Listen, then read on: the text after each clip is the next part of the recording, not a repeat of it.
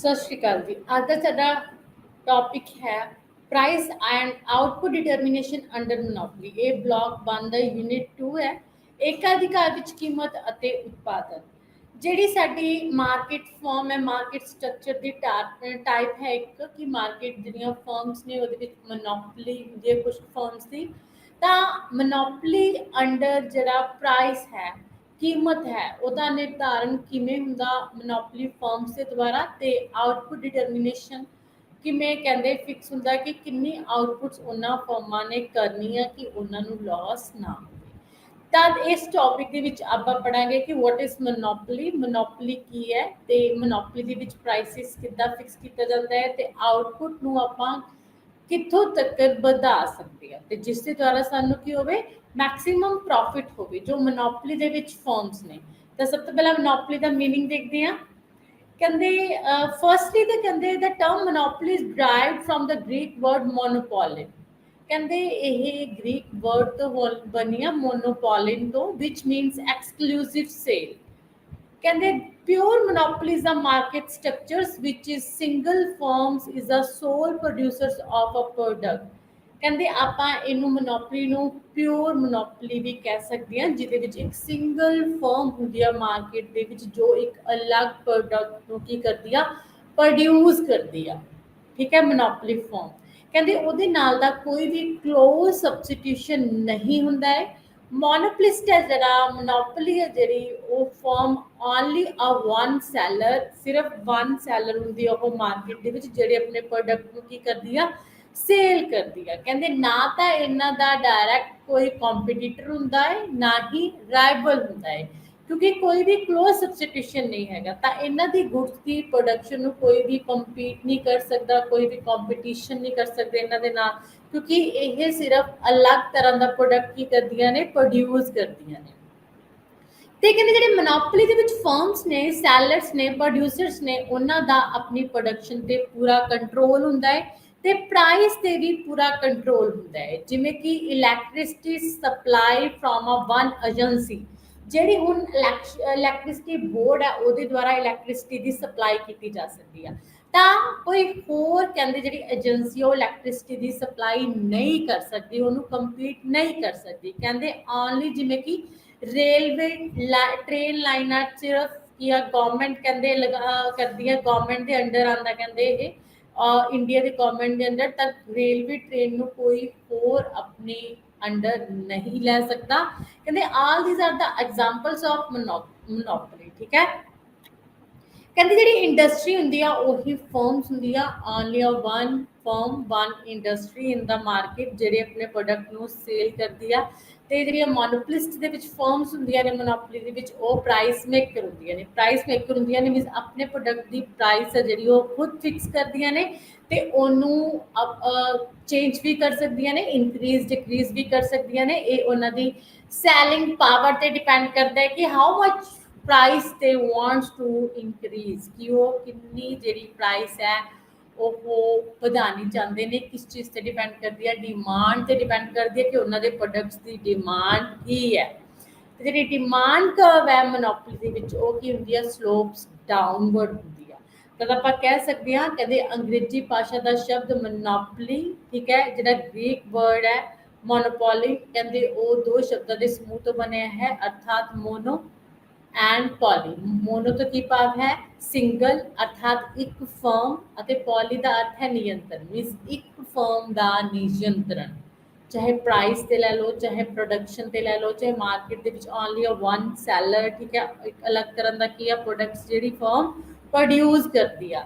ਤਦ ਆਪਾਂ ਡੈਫੀਨੇਸ਼ਨ ਦੇ ਵਿੱਚ ਕਹਿ ਸਕਦੇ ਹਾਂ, ਏਕਾਧਿਕਾਰ ਉਹ ਬਾਜ਼ਾਰ ਹੈ ਜਿਸ ਵਿੱਚ ਕਿਸੇ ਵਸਤੂ ਦਾ ਕੇਵਲ ਇੱਕ ਹੀ ਵਿਕਰੇਤਾ ਹੁੰਦਾ ਹੈ। ਉਹ ਜਿਸ ਵਸਤੂ ਦਾ ਉਤਪਾਦਨ ਕਰਦਾ ਹੈ ਉਸਦੇ ਨਜ਼ਦੀਕੀ ਪ੍ਰਤਿਸਥਾਪਨ ਨਹੀਂ ਹੁੰਦੇ ਅਤੇ ਹੋਰ ਫਰਮਾਂ ਦੇ ਪ੍ਰਵੇਸ਼ ਤੇ ਰੋਕ ਹੁੰਦੀ ਹੈ। ਕਹਿੰਦੇ ਏਕਾਧਿਕਾਰ ਬਾਜ਼ਾਰ ਦੀ ਉਹ ਅਵਸਥਾ ਹੈ ਜਿਹਦੇ ਵਿੱਚ ਇੱਕ ਸਿੰਗਲ ਪ੍ਰੋਡਿਊਸਰ ਹੈ, ਸਿੰਗਲ ਫਰਮ ਹੈ, ਉਹਦੇ ਨਾਲ ਦੀ ਕੋਈ ਵੀ ਫਰਮ ਨਹੀਂ ਹੈ, ਓਨਲੀ ਅ ਵਨ ਫਰਮ। ਠੀਕ ਹੈ, ਉਹ ਇੱਕ ਅਲੱਗ ਤਰ੍ਹਾਂ ਦਾ ਜਿਹੜਾ ਪ੍ਰੋਡਕਟ ਹੈ ਪ੍ਰੋਡਿਊਸ ਕਰਦੀ ਹੈ, ਤੇ ਕੋਈ ਵੀ ਫਰਮ ਕਹਿੰਦੇ ਮਾਰਕੀਟ ਦੇ ਵਿੱਚ ਐਂਟਰੀ ਨਹੀਂ ਕਰ ਸਕਦੀ। ਉਸ ਜਿਹੜੀ ਕਿ ਗਰੁੱਪ ਆ ਉਹੀ ਇੰਡਸਟਰੀ, ਇੱਕੋ ਫਰਮ ਇੰਡਸਟਰੀ ਦੇ ਵਿੱਚ ਆਉਂਦੀ ਆ, ਤਾਂ ਕੋਈ ਵੀ ਨਿਊ ਫਰਮ ਐਡਜਸਟ ਨਹੀਂ ਕਰ ਸਕਦੀ, ਕਿਉਂਕਿ ਉਸੇ ਤਰ੍ਹਾਂ ਦਾ ਸੇਮ ਪ੍ਰੋਡਕਟ ਪ੍ਰੋਡਿਊਸ ਨਹੀਂ ਕਰ ਸਕਦੀ, ਤੇ ਨਾ ਹੀ ਜਿਹੜੀਆਂ ਗਰੁੱਪਸ ਉਹ ਫਰਮ ਪ੍ਰੋਡਿਊਸ ਕਰਦੀ ਆ ਉਹਨਾਂ ਦਾ ਕੋਈ ਵੀ ਕਲੋਜ਼ ਸਬਸਟੀਟਿਊਸ਼ਨ ਹੁੰਦਾ ਹੈ। ਠੀਕ ਹੈ, these are the definitions। ਕਹਿੰਦੇ ਆਪਾਂ ਇੱਥੇ ਪ੍ਰੋਫੈਸਰ ਫਰਗੂਸਨ ਦੀ ਡੈਫੀਨੇਸ਼ਨ ਵੀ ਲੈ ਸਕਦੇ ਆ। a pure monopoly exists when there is a only one producer in the market, there are no direct competition। direct competition ਤਾਂ ਹੋਏਗਾ ਹੀ ਨਹੀਂ, ਕਿਉਂਕਿ ਹੁਣ ਅਗਰ ਰੇਲਵੇ ਲਾਈਨ ਤੇ government of India the control ਹੈ, ਇਲੈਕਟ੍ਰਿਸਿਟੀ ਬੋਰਡ ਤੇ ਆਪਣਾ ਠੀਕ ਹੈ ਏਜੰਸੀ ਦਾ ਇੱਕ ਦਾ ਹੈ ਕੰਟਰੋਲ ਹੈ, ਤਾਂ ਆਪਾਂ ਨਹੀਂ ਸੋਚ ਸਕਦੇ ਕਿ ਮੈਂ ਉਸਦੇ ਅਗੇਂਸਟ ਜਾ ਕੇ ਟ੍ਰੇਨ ਚਲਾਵਾਂ ਜਾਂ ਬਣਾਵਾਂ। ਠੀਕ ਹੈ, ਕਿਉਂਕਿ ਇਸ ਤੇ ਸਿਰਫ ਗਵਰਨਮੈਂਟ ਦਾ ਰਾਈਟ ਹੈ। These are the examples of monopoly. ਤਾਂ ਇਹਦੀ ਆਪਾਂ ਡੈਫੀਨੇਸ਼ਨਸ ਦੇਖ ਲੈਂਦੇ ਹਾਂ। There is a definitions of monopoly ਦੇ ਵਿੱਚ ਫਰਸਟ ਡੈਫੀਨੇਸ਼ਨ ਫਰਸਟ ਆਪਣੀ ਹੈ features. First characteristics and features of monopoly, ਇੱਕ ਵਿਕਰੇਤਾ ਅਤੇ ਖਰੀਦਣ ਵਾਲਿਆਂ ਦੀ ਜ਼ਿਆਦਾ ਸੰਖਿਆ। One seller and large number of buyers. ਕਹਿੰਦੇ ਇੱਥੇ ਕੀ ਹੁੰਦਾ ਹੈ, ਵੇਚਣ ਵਾਲਾ ਸਿਰਫ ਇੱਕ ਹੁੰਦਾ ਹੈ, ਸਿੰਗਲ ਪ੍ਰੋਡਿਊਸਰ ਹੁੰਦਾ ਹੈ ਇੱਕ ਕਮੋਡਿਟੀ ਦਾ। ਠੀਕ ਹੈ, ਉਹ ਸੋਲ ਪ੍ਰੋਪਰਾਈਟਰ ਹੁੰਦਾ ਹੈ, ਉਹਦਾ ਸਿਰਫ ਇੱਕੋ ਪਰਸਨ ਦਾ ਰਾਈਟ ਹੁੰਦਾ ਹੈ ਜੋ ਵੀ ਉਹ ਕੀ ਆ ਆਪਣੀ ਗੁड्स ਦੀ ਪ੍ਰੋਡਕਸ਼ਨ ਕਰਦਾ।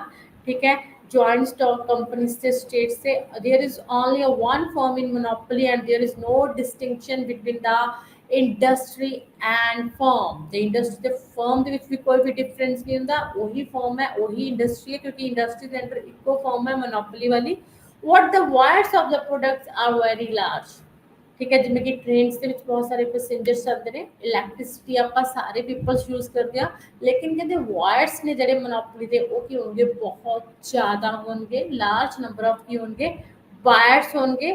ਤੇ ਕਹਿੰਦੇ ਕੋਈ ਵੀ ਬਾਇਰਸ ਆ ਜਿਹੜਾ no buyers can influence the price but sellers can. ਕਹਿੰਦੇ ਜਿਹੜਾ ਆਪਣਾ ਪ੍ਰਾਈਸ ਹੈ ਪ੍ਰੋਡਕਟਸ ਦਾ ਜੋ ਵੀ ਮੋਨੋਪੋਲੀ ਦੇ ਵਿੱਚ ਫਰਮ ਪ੍ਰੋਡਿਊਸ ਕਰਦੀ ਆ, ਉਹਦਾ ਕੋਈ ਵੀ ਬਾਇਰਸ ਦੇ ਥਰੂ ਕੋਈ ਵੀ ਪ੍ਰਾਈਸ ਤੇ ਇਫੈਕਟ ਨਹੀਂ ਪੈ ਸਕਦਾ। ਓਨਲੀ ਕਹਿੰਦੇ ਆਪਣੇ ਅਕੋਰਡਿੰਗ ਜੋ ਫਰਮ ਹੈ ਪ੍ਰਾਈਸਿਸ ਨੂੰ ਇਨਕਰੀਜ਼ ਡਿਕਰੀਜ਼ ਕਰਨਗੀ। ਨੈਕਸਟ ਇਜ਼ ਨਜ਼ਦੀਕੀ ਪ੍ਰਤੀਸਥਾਪਨ ਦੀ ਕਮੀ, ਨੋ ਕਲੋਜ਼ ਸਬਸਟੀਟਿਊਸ਼ਨ। ਕਹਿੰਦੇ ਇਸ ਦੇ ਵਿੱਚ ਕੀ ਆ, ਕੋਈ ਵੀ ਨਜ਼ਦੀਕੀ ਪ੍ਰਤੀਸਥਾਪਨ ਨਹੀਂ ਹੁੰਦਾ ਹੈ, ਕਿਉਂਕਿ ਅਗਰ ਮੈਂ ਇਲੈਕਟ੍ਰਿਸਿਟੀ ਦੇ ਰਹੀ ਹਾਂ ਤਾਂ ਮੇਰੇ ਨਾਲ ਦੀ ਹੋਰ ਕੋਈ ਏਜੰਸੀ ਇਲੈਕਟ੍ਰਿਸਿਟੀ ਨਹੀਂ ਦੇਗੀ। ਅਗਰ ਗਵਰਨਮੈਂਟ ਆਫ ਇੰਡੀਆ ਟ੍ਰੇਨ ਬਣਾ ਰਹੀ ਹੈ, ट्रेन चला रही है, तो फिर होर कोई भी ट्रेन नहीं चला सकता। ਜਾਂ ਫਿਰ ਜੋ प्रोडक्ट मैं बना रही है, मैं लाइसेंस लिता है, पेटेंट राइट लिता है, वो मैं ही बना सकती हाँ, कोई होर न्यू फॉर्म आके उसनों नहीं बनाएगी, वो ते की होएगी, रोक होएगी। then there is a no close substitution। and next is ਨਵੀਆਂ ਫਰਮਾਂ ਦੇ ਪ੍ਰਵੇਸ਼ ਤੇ ਰੋਕ।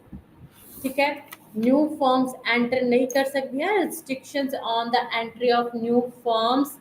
कहते under monopoly there are some restrictions on the entry of new firm into monopoly industry. These barriers may take several forms. जिमें कि की हुंदा है, आपां सैवरल फॉर्म्स भर के अपनी अथॉरिटी लैने, राइट्स लैने मोनोपोली दे लई। जिमें कि पेटेंट राइट हो गया, गवर्नमेंट लाज के अंडर कहते आप चलते हैं, इकनॉमिक्स ऑफ स्केल हो गया। There is no competitor of a monopoly firm. A firm assumes monopoly situations where it has no close rivals। कोई भी राइवल नहीं होता, आप अपने प्रोडक्ट की प्रोडक्शन करते हैं तो उन्हें सेल करते हैं, क्योंकि ਉਹਦਾ कोई कंपीटिटर ही नहीं होता है। फर्मां ते उद्योग विच अंतर, जे आप देखिए monopoly is also an industry. Monopoly he monopoly ਦੇ ਵਿੱਚ ਇੱਕੋ ਫਰਮ ਹੈ, ਉਹੀ ਕੀ ਹੈ, ਇੰਡਸਟਰੀ ਹੈ। ठीक है, क्योंकि वही प्राइस मेक करती है, प्राइस बनाती है, इंडस्ट्री प्राइस फिक्स करती होंगी, इको फर्म है वही इंडस्ट्री वही की करेगी कि प्राइस फिक्स करेगी। तो फर्म ते इंडस्ट्री दे विच कोई भी डिफरेंस नहीं रहेगा। कीमत निर्धारण, price maker, a monopolistic is the price maker. A price maker is one who has got control over the supply of products. कहते देखो हुण जिहड़ा बंदा, जिहड़ा फर्म, जिहड़ा सैलर गुड्स की प्रोडक्शन करता, ओदा ही प्रोडक्शन ते कंट्रोल हुंदा है ते प्राइस ते कंट्रोल हुंदा है। वो अपने अकॉर्डिंग्स कहते अपने थ्रू जिहड़ी आ प्रोडक्शन नू इनक्रीज डिक्रीज कर सकता ते प्रोडक्शन के प्राइसिस नू भी इनक्रीज डिक्रीज कर सकता। कहते बट सिंगल सैलर्स ते की हुंदे ने, a large number of buyers हुंदे ने। ठीक है, ਜੋ ਮਾਰਕੀਟ ਦੇ ਵਿੱਚ ਪ੍ਰੋਡਕਟ ਦੀ ਡਿਮਾਂਡ ਕਰਦੇ ਨੇ। ਕਹਿੰਦੇ some prices as fixed by the monopolist, ਕਹਿੰਦੇ ਕੁਝ ਪ੍ਰਾਈਸਿਸ ਤਾਂ monopolist monopoly ਦੇ ਦੁਆਰਾ ਫਿਕਸ ਕੀਤੇ ਜਾਂਦੇ ਨੇ, ਲੇਕਿਨ ਕਈ ਵਾਰ ਕਹਿੰਦੇ ਇਹਨਾਂ ਤੇ ਡਿਮਾਂਡ ਦਾ ਇਫੈਕਟ ਪੈਂਦਾ ਹੈ and supply of good, supply ਤੇ ਡਿਮਾਂਡ ਦੋਨਾਂ ਦੇ ਅਕੋਰਡਿੰਗ ਕਹਿੰਦੇ monopoly firms ਨੂੰ ਆਪਣੀ ਜਿਹੜੀ ਹੈ ਪ੍ਰਾਈਸਿਸ ਇੰਕਰੀਜ਼ ਡਿਕਰੀਜ਼ ਕਰਨਾ ਪੈਂਦੇ ਨੇ। ਅਗਰ ਕਹਿੰਦੇ ਸਪਲਾਈ ਡਿਕਰੀਜ਼ ਹੋ ਜਾਵੇ ਤਾਂ monopoly firms ਪ੍ਰਾਈਸ ਇੰਕਰੀਜ਼ ਕਰੇਗੀ, ਅਗਰ ਸਪਲਾਈ ਇੰਕਰੀਜ਼ ਹੋ ਜਾਵੇ ਤਾਂ monopoly firm ਪ੍ਰਾਈਸਿਸ ਡਿਕਰੀਜ਼ ਕਰੇਗੀ। ਕਹਿੰਦੇ ਇਹ ਜਿਹੜਾ ਮੈਥਡ ਹੈ ਫੋਲੋ ਕਰਦੀ ਹੈ। And the next is price discrimination. ਅੱਗੇ ਹੇਠਾਂ ਵਾਲੀ ਢਾਲ ਔਸਤ ਆਮਦਨ ਤੇ ਸੀਮਾਂਤ ਆਮਦਨ ਵਕਰ, ਇਹ ਆਪਾਂ ਨੂੰ ਉਹਨਾਂ ਦੀਆਂ ਫੀਚਰਸ ਲਿਖੇ ਹੋਏ ਨੇ। ਤਾਂ ਹੇਠਾਂ ਵਾਲੀ ਢਾਲ ਔਸਤ ਆਮਦਨ ਅਤੇ ਸੀਮਾਂਤ ਆਮਦਨ ਵਕਰ, ਜਿਹੜਾ ਐਵਰੇਜ ਰੈਵਨਿਊ ਤੇ ਮਾਰਜਨਲ ਰੈਵਨਿਊ ਹੁੰਦਾ ਹੈ, ਇਹ ਕਰਵਸ ਦੀ ਜਿਹੜੀ ਸ਼ੇਪ ਹੁੰਦੀ ਆ ਇਹ ਨੀਚੇ ਵੱਲ ਝੁਕੀ ਹੋਈ ਹੁੰਦੀ ਆ, ਲੈਫਟ ਰਾਈਟ ਆਪਾਂ ਦੇਖਾਂਗੇ, ਕਿਉਂਕਿ ਮਾਰਜਨਲ ਕਾਸਟ ਤੇ ਐਵਰੇਜ ਕਾਸਟ ਜਿਹੜੀ ਉਹ ਮੋਨੋਪੋਲੀ ਦੇ ਵਿੱਚ ਕੀ ਹੁੰਦੀ ਹੈ, ਡਿਕਰੀਜ਼ ਹੁੰਦੀ ਹੈ। ਕੀਮਤ ਵਿਭੇਦ ਸੰਭਵ ਹੈ, ਪ੍ਰਾਈਸ ਡਿਸਕ੍ਰਿਮੀਨੇਸ਼ਨ। ਤਾਂ ਕਹਿੰਦੇ ਜਿਹੜਾ ਆਪਣਾ ਮੋਨੋਪੋਲੀ ਫਰਮਸ ਨੇ ਉਹਨਾਂ ਦੇ ਵਿੱਚ ਪ੍ਰਾਈਸ ਡਿਸਕ੍ਰਿਮੀਨੇਸ਼ਨ ਪਾਇਆ ਜਾਂਦਾ ਹੈ, ਮਤਲਬ ਕੀਮਤ ਵਿਭੇਦ। ਉਹ ਜ਼ਰੂਰੀ ਨਹੀਂਗਾ ਕਿ ਇੱਕੋ ਪ੍ਰਾਈਸ ਤੇ ਆਪਣੇ ਪ੍ਰੋਡਕਟਸ ਨੂੰ ਸਾਰੇ ਬਾਇਰਸ ਨੂੰ ਸੇਲ ਕਰਨ, ਤਾਂ ਉਹ ਕਿਸੇ ਬਾਇਰਸ ਨੂੰ ਆਪਣੇ ਪ੍ਰੋਡਕਟ ਦੀ ਪ੍ਰਾਈਸ ਹਾਇਰ ਫਿਕਸ ਕਰ ਸਕਦੇ ਨੇ, ਕਿਸੇ ਨੂੰ ਉਹ ਲੋ ਪ੍ਰਾਈਸਿਸ ਤੇ ਆਪਣੇ ਪ੍ਰੋਡਕਟ ਨੂੰ ਸੇਲ ਕਰ ਸਕਦੇ ਨੇ। ਅਕੋਰਡਿੰਗ ਟੂ ਸਿਚੁਏਸ਼ਨ ਉਹ ਜਿਹੜੇ ਪ੍ਰਾਈਸਿਸ ਨੇ ਉਹਨਾਂ ਨੂੰ ਚੇਂਜ ਕਰਦੇ ਨੇ। There is a different customers ਤੋਂ ਡਿਫਰੈਂਟ ਪ੍ਰਾਈਸਿਸ ਕੀ ਕਰਨਾ, ਚਾਰਜ ਕਰਨਾ। ਇੱਥੇ ਕਹਿੰਦਾ price discrimination. Absence of supply curve, ਕਹਿੰਦੇ ਵਸਤੂ ਦੀ ਪੂਰਤੀ ਤੇ ਪੂਰਨ ਨਿਰੰਤਰਣ ਹੁੰਦਾ ਹੈ। The monopolistic does not have supply curve independent of the demand, ਕਹਿੰਦੇ ਡਿਮਾਂਡ ਤੇ ਡਿਪੈਂਡ ਨਹੀਂ ਕਰਦੀ, ਜੋ ਵੀ ਸਪਲਾਈ ਆਪਣੀ ਉਹ ਕਿਸ ਚੀਜ਼ ਤੇ ਡਿਪੈਂਡ ਕਰਦੀ ਹੈ, ਆਪਣੇ ਪ੍ਰੋਡਿਊਸਰਸ ਤੇ ਡਿਪੈਂਡ ਕਰਦੀ ਹੈ, ਮਾਰਜਨਲ ਕਾਸਟ ਤੇ ਮਾਰਜਨਲ ਰੈਵਨਿਊ ਤੇ ਡਿਪੈਂਡ ਕਰਦੀ ਹੈ। ਅਗਰ ਤਾਂ ਮਾਰਜਨਲ ਰੈਵਨਿਊ ਜ਼ਿਆਦਾ ਹੋਏਗਾ, ਡਿਮਾਂਡ ਜ਼ਿਆਦਾ ਹੋਏਗੀ ਤਾਂ ਸਪਲਾਈ ਜ਼ਿਆਦਾ ਹੋਏਗੀ। ਅਗਰ ਕਹਿੰਦੇ ਮਾਰਜਨਲ ਕਾਸਟ ਘੱਟ ਹੋਏਗੀ ਤਦ ਵੀ ਸਪਲਾਈ ਜ਼ਿਆਦਾ ਹੋਏਗੀ, ਅਗਰ ਮਾਰਜਨਲ ਤੇ ਐਵਰੇਜ ਕਾਸਟ ਜ਼ਿਆਦਾ ਹੋਏਗੀ ਤਾਂ ਸਪਲਾਈ ਘੱਟ ਹੋਏਗੀ। ਬੇਲੋਚਦਾਰ ਮੰਗ, ਇਹਦੀ ਇਨਇਲਾਸਟਿਕ ਡਿਮਾਂਡ ਐਂਡ ਦੀਰਘਕਾਲੀਨ ਵਿੱਚ ਅਸਮਾਨ ਲਾਭ, ਲੌਂਗ ਰਨ ਦੇ ਵਿੱਚ ਕਹਿੰਦੇ ਅਸਮਾਨ ਲਾਭ ਮਿਲਦੇ ਨੇ, ਮੈਕਸਿਮਮ ਪ੍ਰੋਫਿਟਸ ਮਿਲਦੇ ਨੇ ਇਸ ਤੋਂ। These are the features of monopoly। And the next is positions under law of returns, ਇਹ ਬਾਅਦ ਦੇ ਵਿੱਚ ਕਰਦੇ ਹਾਂ। ਸਭ ਤੋਂ ਪਹਿਲਾਂ ਕਾਜ਼ਿਸ ਔਰ sources of power, monopoly power. ਕਹਿੰਦੇ ਕੀ ਕਾਜ਼ਿਸ ਨੇ, ਕੀ ਸੋਰਸਿਸ ਨੇ ਜਿਹਦੇ ਥਰੂ ਜਿਹੜੀ ਮੋਨੋਪੋਲੀ ਫਰਮਸ ਨੇ ਉਹ ਵਰਕ ਕਰਦੀਆਂ ਨੇ। ਮੋਨੋਪੋਲੀ ਅੰਡਰ ਜੋ ਵੀ ਫਰਮਸ ਨੇ ਉਹਨਾਂ ਦੇ ਅੰਡਰ ਪਾਵਰ ਹੁੰਦੀ ਹੈ ਕਿ ਉਹੀ ਉਹ ਪ੍ਰੋਡਕਟ ਨੂੰ ਪ੍ਰੋਡਿਊਸ ਕਰਨ, ਹੋਰ ਕੋਈ ਉਹਨਾਂ ਦਾ ਕਲੋਜ਼ ਸਬਸਟੀਟਿਊਸ਼ਨ ਨਾ ਹੋਵੇ। First is control over raw material ਔਰ ਓਨਰਸ਼ਿਪ ਆਫ ਨੈਚੁਰਲ ਰਿਸੋਰਸਿਸ। ਕਹਿੰਦੇ ਕਈ ਆਪਣੇ ਕੋਲ ਪ੍ਰੋਡਿਊਸਰਸ ਇੱਦਾਂ ਦੇ ਹੁੰਦੇ ਨੇ, ਸੈਲਰਸ ਇੱਦਾਂ ਦੇ ਹੁੰਦੇ ਨੇ, ਉਹਨਾਂ ਕੋਲ ਕਈ ਜਿਹੜੇ ਫੈਕਟਰ ਆਫ ਪ੍ਰੋਡਕਸ਼ਨ ਦੇ ਰਿਸੋਰਸਿਸ ਨੇ ਉਹ ਜ਼ਿਆਦਾ ਅਵੇਲੇਬਲ ਹੁੰਦੇ ਨੇ। ਫਰਸਟ ਜਿਵੇਂ ਕਿ ਕੈਪੀਟਲ, ਬਹੁਤ ਬੜਾ ਕੋਈ ਬਿਜ਼ਨਸਮੈਨ ਹੈ, ਉਹਦੇ ਕੋਲ ਕੈਪੀਟਲ ਬਹੁਤ ਜ਼ਿਆਦਾ ਹੈ ਤਾਂ ਉਹ ਪ੍ਰੋਡਕਟ ਨੂੰ ਉਹੀ ਪ੍ਰੋਡਿਊਸ ਕਰ ਸਕਦਾ ਕਿਉਂਕਿ ਕਿਸੇ ਹੋਰ ਕੋਲ ਇੰਨੀ ਕੈਪੀਟਲ ਨਹੀਂ ਹੈਗੀ। ਐਂਡ ਰॉ ਮਟੀਰੀਅਲ ਵੀ ਹੋ ਸਕਦਾ ਹੈ ਕਿ ਜਿਹੜੀ ਰॉ ਮਟੀਰੀਅਲ ਹੈ ਉਸ ਕੋਲ ਸਭ ਤੋਂ ਜ਼ਿਆਦਾ ਹੈ, ਉਹ ਤਾਂ ਉਹ ਉਸੇ ਤਰ੍ਹਾਂ ਦੇ ਪ੍ਰੋਡਕਟਸ ਨੂੰ ਬਣਾਏਗਾ, ਉਸ ਦੇ ਵਿੱਚੋਂ ਸਪੈਸ਼ਲਾਈਜੇਸ਼ਨ ਗੇਨ ਕਰੇਗਾ। ਐਂਡ ਦੂਸਰਾ ਕੀ ਹੋ ਸਕਦਾ ਹੈ, ਕਹਿੰਦੇ ਓਨਰਸ਼ਿਪ ਹੋਣੀ ਨੈਚੁਰਲ ਰਿਸੋਰਸਿਸ ਤੇ, ਕਿ ਉਸ ਕੋਲ ਇਸ ਚੀਜ਼ ਦੇ ਨੈਚੁਰਲ ਰਿਸੋਰਸਿਸ ਜ਼ਿਆਦਾ ਨੇ ਤਦ ਉਹ ਇਸ ਚੀਜ਼ ਦੀ ਪ੍ਰੋਡਕਸ਼ਨ ਕਰ ਸਕਦਾ ਹੈ। ਕਹਿੰਦੇ ਰॉ ਮਟੀਰੀਅਲ ਰਿਸੋਰਸਿਸ ਤੇ ਪ੍ਰੋਡਕਸ਼ਨ ਰਿਸੋਰਸਿਸ ਹੋਣ ਕਰਕੇ ਜੋ ਵੀ ਹੈ ਆਪਣੇ, ਤਦ ਕਹਿੰਦੇ ਇੱਕ ਫਰਮ ਦੀ ਕੀ ਹੁੰਦੀ ਹੈ, ਮੋਨੋਪੋਲੀ ਹੁੰਦੀ ਹੈ। ਠੀਕ ਹੈ, ਉਹ ਉਸੇ ਤਰ੍ਹਾਂ ਦੀ ਇੰਡਸਟਰੀ ਲਗਾਉਂਦਾ ਹੈ ਤੇ ਜਿਹੜੇ ਆਪਣੇ ਨਿਊ ਕੰਪੀਟੀਟਰਸ ਹੁੰਦੇ ਨੇ ਉਹ ਕੀਪ ਆਊਟ ਹੋ ਜਾਂਦੇ ਨੇ। ਉਸ ਤਰ੍ਹਾਂ ਦਾ ਸੇਮ ਪ੍ਰੋਡਕਟ ਤੇ ਅੱਛਾ ਪ੍ਰੋਡਕਟ ਲੈਸ ਕਾਸਟ ਤੇ ਨਹੀਂ ਪ੍ਰੋਡਿਊਸ ਕਰ ਸਕਦੇ ਕਿਉਂਕਿ ਉਹਨਾਂ ਕੋਲ ਇੰਨੇ ਰਿਸੋਰਸਿਸ ਨਹੀਂ ਹੁੰਦੇ, ਟੈਕਨੀਕਸ ਨਹੀਂ ਹੁੰਦੀਆਂ ਜਿੰਨੀਆਂ ਪਹਿਲਾਂ ਵਾਲੀ ਫਰਮ ਤਦ ਉਹ ਉਸ ਫਰਮ ਦੇ ਵਿੱਚ ਕੀ ਆ, ਬੈਸਟ ਹੈ, ਸਕਿੱਲਸ ਨੇ ਕਿਉਂਕਿ ਉਹਨਾਂ ਕੋਲ। Second is patent right. ਕਹਿੰਦੇ ਮੋਨੋਪੋਲੀ ਅੰਡਰ ਜਿੰਨੀਆਂ ਵੀ ਫਰਮਸ ਹੁੰਦੀਆਂ ਨੇ ਕਹਿੰਦੇ ਉਹਨਾਂ ਕੋਲ ਐਕਸਕਲੂਸਿਵ ਰਾਈਟ ਹੁੰਦਾ ਜਿਹੜਾ ਗ੍ਰਾਂਟਡ ਕੀਤਾ ਜਾਂਦਾ by the government to use some productive techniques ਔਰ to produce a certain products. ਕਹਿੰਦੇ ਪੇਟੈਂਟ ਰਾਈਟ ਕਿਵੇਂ ਕਿਉਂ ਲੈਂਦੇ ਆਪਾਂ, ਜਾਂ ਤਾਂ ਉਹਦੇ ਵਿੱਚ ਕਹਿੰਦੇ ਇੱਕ ਡਿਫਰੈਂਟ ਪ੍ਰੋਡਕਟ ਦੀ ਗੱਲ ਕੀਤੀ ਜਾਂਦੀ ਹੈ ਕਿ ਇਸੇ ਪ੍ਰੋਡਕਟ ਤੇ ਮੇਰਾ ਪੇਟੈਂਟ ਰਾਈਟ ਹੈ, ਇਸੇ ਤਰ੍ਹਾਂ ਦਾ ਕੋਈ ਵੀ ਪ੍ਰੋਡਕਟ ਕੋਈ ਹੋਰ ਫਰਮ ਪ੍ਰੋਡਿਊਸ ਨਹੀਂ ਕਰ ਸਕਦੀ। ਜਾਂ ਫਿਰ ਟੈਕਨੀਕਸ ਆਫ ਪ੍ਰੋਡਕਸ਼ਨ, ਕਹਿੰਦੇ ਸਮ ਟੈਕਨੀਕਸ ਨੇ ਜਿਹੜੀਆਂ ਮੈਂ ਹੀ ਯੂਜ਼ ਕਰ ਸਕਦਾ, ਕੋਈ ਹੋਰ ਫਰਮ ਯੂਜ਼ ਨਹੀਂ ਕਰ ਸਕਦੀ। ਕਹਿੰਦੇ ਪੇਟੈਂਟ ਕੀ ਦਿੰਦਾ ਸਾਨੂੰ, ਸੋਲ ਰਾਈਟ ਦਿੰਦਾ ਹੈ ਕਿ ਸੋਲ ਰਾਈਟ ਮੀਨਸ ਸਿੰਗਲ ਰਾਈਟ ਜਿਹੜਾ ਸਿਰਫ ਆਪਣੇ ਕੋਲ ਹੁੰਦਾ ਹੈ, ਪੇਟੈਂਟ ਹੋਲਡਰ ਕੋਲ ਹੁੰਦਾ ਹੈ ਇੱਕ ਪਾਰਟਿਕੂਲਰ ਪ੍ਰੋਡਕਟ ਨੂੰ ਪ੍ਰੋਡਿਊਸ ਕਰਨ ਦੇ ਲਈ। ਠੀਕ ਹੈ, there are granted to the inventor to a technique or product legal right ਹੁੰਦਾ ਕਹਿੰਦਾ patent right to the monopoly firms ਦੇ ਲਈ। and the third is technical barriers।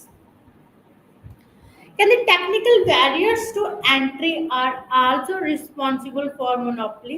Principal technical barriers is the scale of production। Production of a particular commodity may exhibit decreasing marginal and average cost over a wide range of level। ਕਹਿੰਦੇ ਜਿਵੇਂ ਕਿ technical improvement, technical barriers, ਜੋ ਵੀ technical barriers ਸੀ ਉਹਨਾਂ ਨੂੰ ਦੂਰ ਕਰਨਾ, technical improve ਹੋਣਾ, new techniques ਲੈ ਕੇ ਆਉਣਾ, ਇਨਵੈਂਸ਼ਨਸ ਲੈ ਕੇ ਆਉਣਾ, ਜਿਹਦੇ ਕਰਕੇ ਇਕਨੋਮਿਕਸ ਆਫ ਸਕੇਲ ਹੋਵੇ, ਮੀਨਸ ਬੈਨੀਫਿਟ ਹੋਣ ਤੇ ਆਪਣੀ ਪ੍ਰੋਡਕਸ਼ਨ ਜ਼ਿਆਦਾ ਹੋਵੇ, ਐਫੀਸ਼ੀਐਂਸੀ ਵਰਕ ਜ਼ਿਆਦਾ ਹੋਵੇ ਤੇ ਕਾਸਟ ਜਿਹੜੀ ਪ੍ਰੋਡਕਸ਼ਨ ਤੇ ਲੈਸ ਹੋਵੇ। ਇਸ ਦੇ ਕਰਕੇ ਵੀ ਕਹਿੰਦੇ ਇੱਕ ਫਰਮ ਦੀ ਕੀ ਹੁੰਦੀ ਆ, ਮੋਨੋਪੋਲੀ ਹੁੰਦੀ ਹੈ। ਕਹਿੰਦੇ ਉਹਦੇ ਲਈ ਇਹ ਚੀਜ਼ਾਂ ਪ੍ਰੋਫਿਟੇਬਲਸ ਹੁੰਦੀਆਂ ਨੇ ਕਿਉਂਕਿ ਕਾਸਟ ਡਿਕਰੀਜ਼ ਹੋ ਰਹੀ ਹੈ। And the next is government policy. Government policy ਦੇ ਅੰਦਰ ਕਹਿੰਦੇ ਨੈਚੁਰਲ monopoly, ਕਹਿੰਦੇ the natural monopoly is that situation in which average cost of a single enterprise decline over the entire range of market demand। ਕਹਿੰਦੇ government ਮੇ grant ਆ licence, government policy ਦੇ ਵਿੱਚ ਜਿਹੜੀ government ਆ ਉਹ ਲਾਇਸੈਂਸ ਜਿਹੜਾ ਇੱਕ ਫਰਮ ਨੂੰ ਦਿੰਦੀ ਹੈ। ਠੀਕ ਹੈ, ਕੁਝ ਪ੍ਰਿਵਿਲੇजेस ਦਿੰਦੀ ਆ to produce a given good or services in a particular area, ਕਿ ਇਸ ਪਰਟੀਕੂਲਰ ਏਰੀਏ ਦੇ ਵਿੱਚ ਜਿਹੜੀ ਤੁਸੀਂ ਹੀ ਇਸ ਚੀਜ਼ ਦੀ ਕੀ ਕਰੋਗੇ, ਪ੍ਰੋਡਕਸ਼ਨ ਕਰੋਗੇ, ਕੋਈ ਹੋਰ ਫਰਮ ਨਹੀਂ ਆ ਸਕਦੀ ਵਿਦਆਊਟ ਲਾਇਸੈਂਸ ਜਿਹੜਾ ਗਵਰਨਮੈਂਟ ਦੇ ਦੁਆਰਾ ਦਿੱਤਾ ਹੋਇਆ ਹੈ।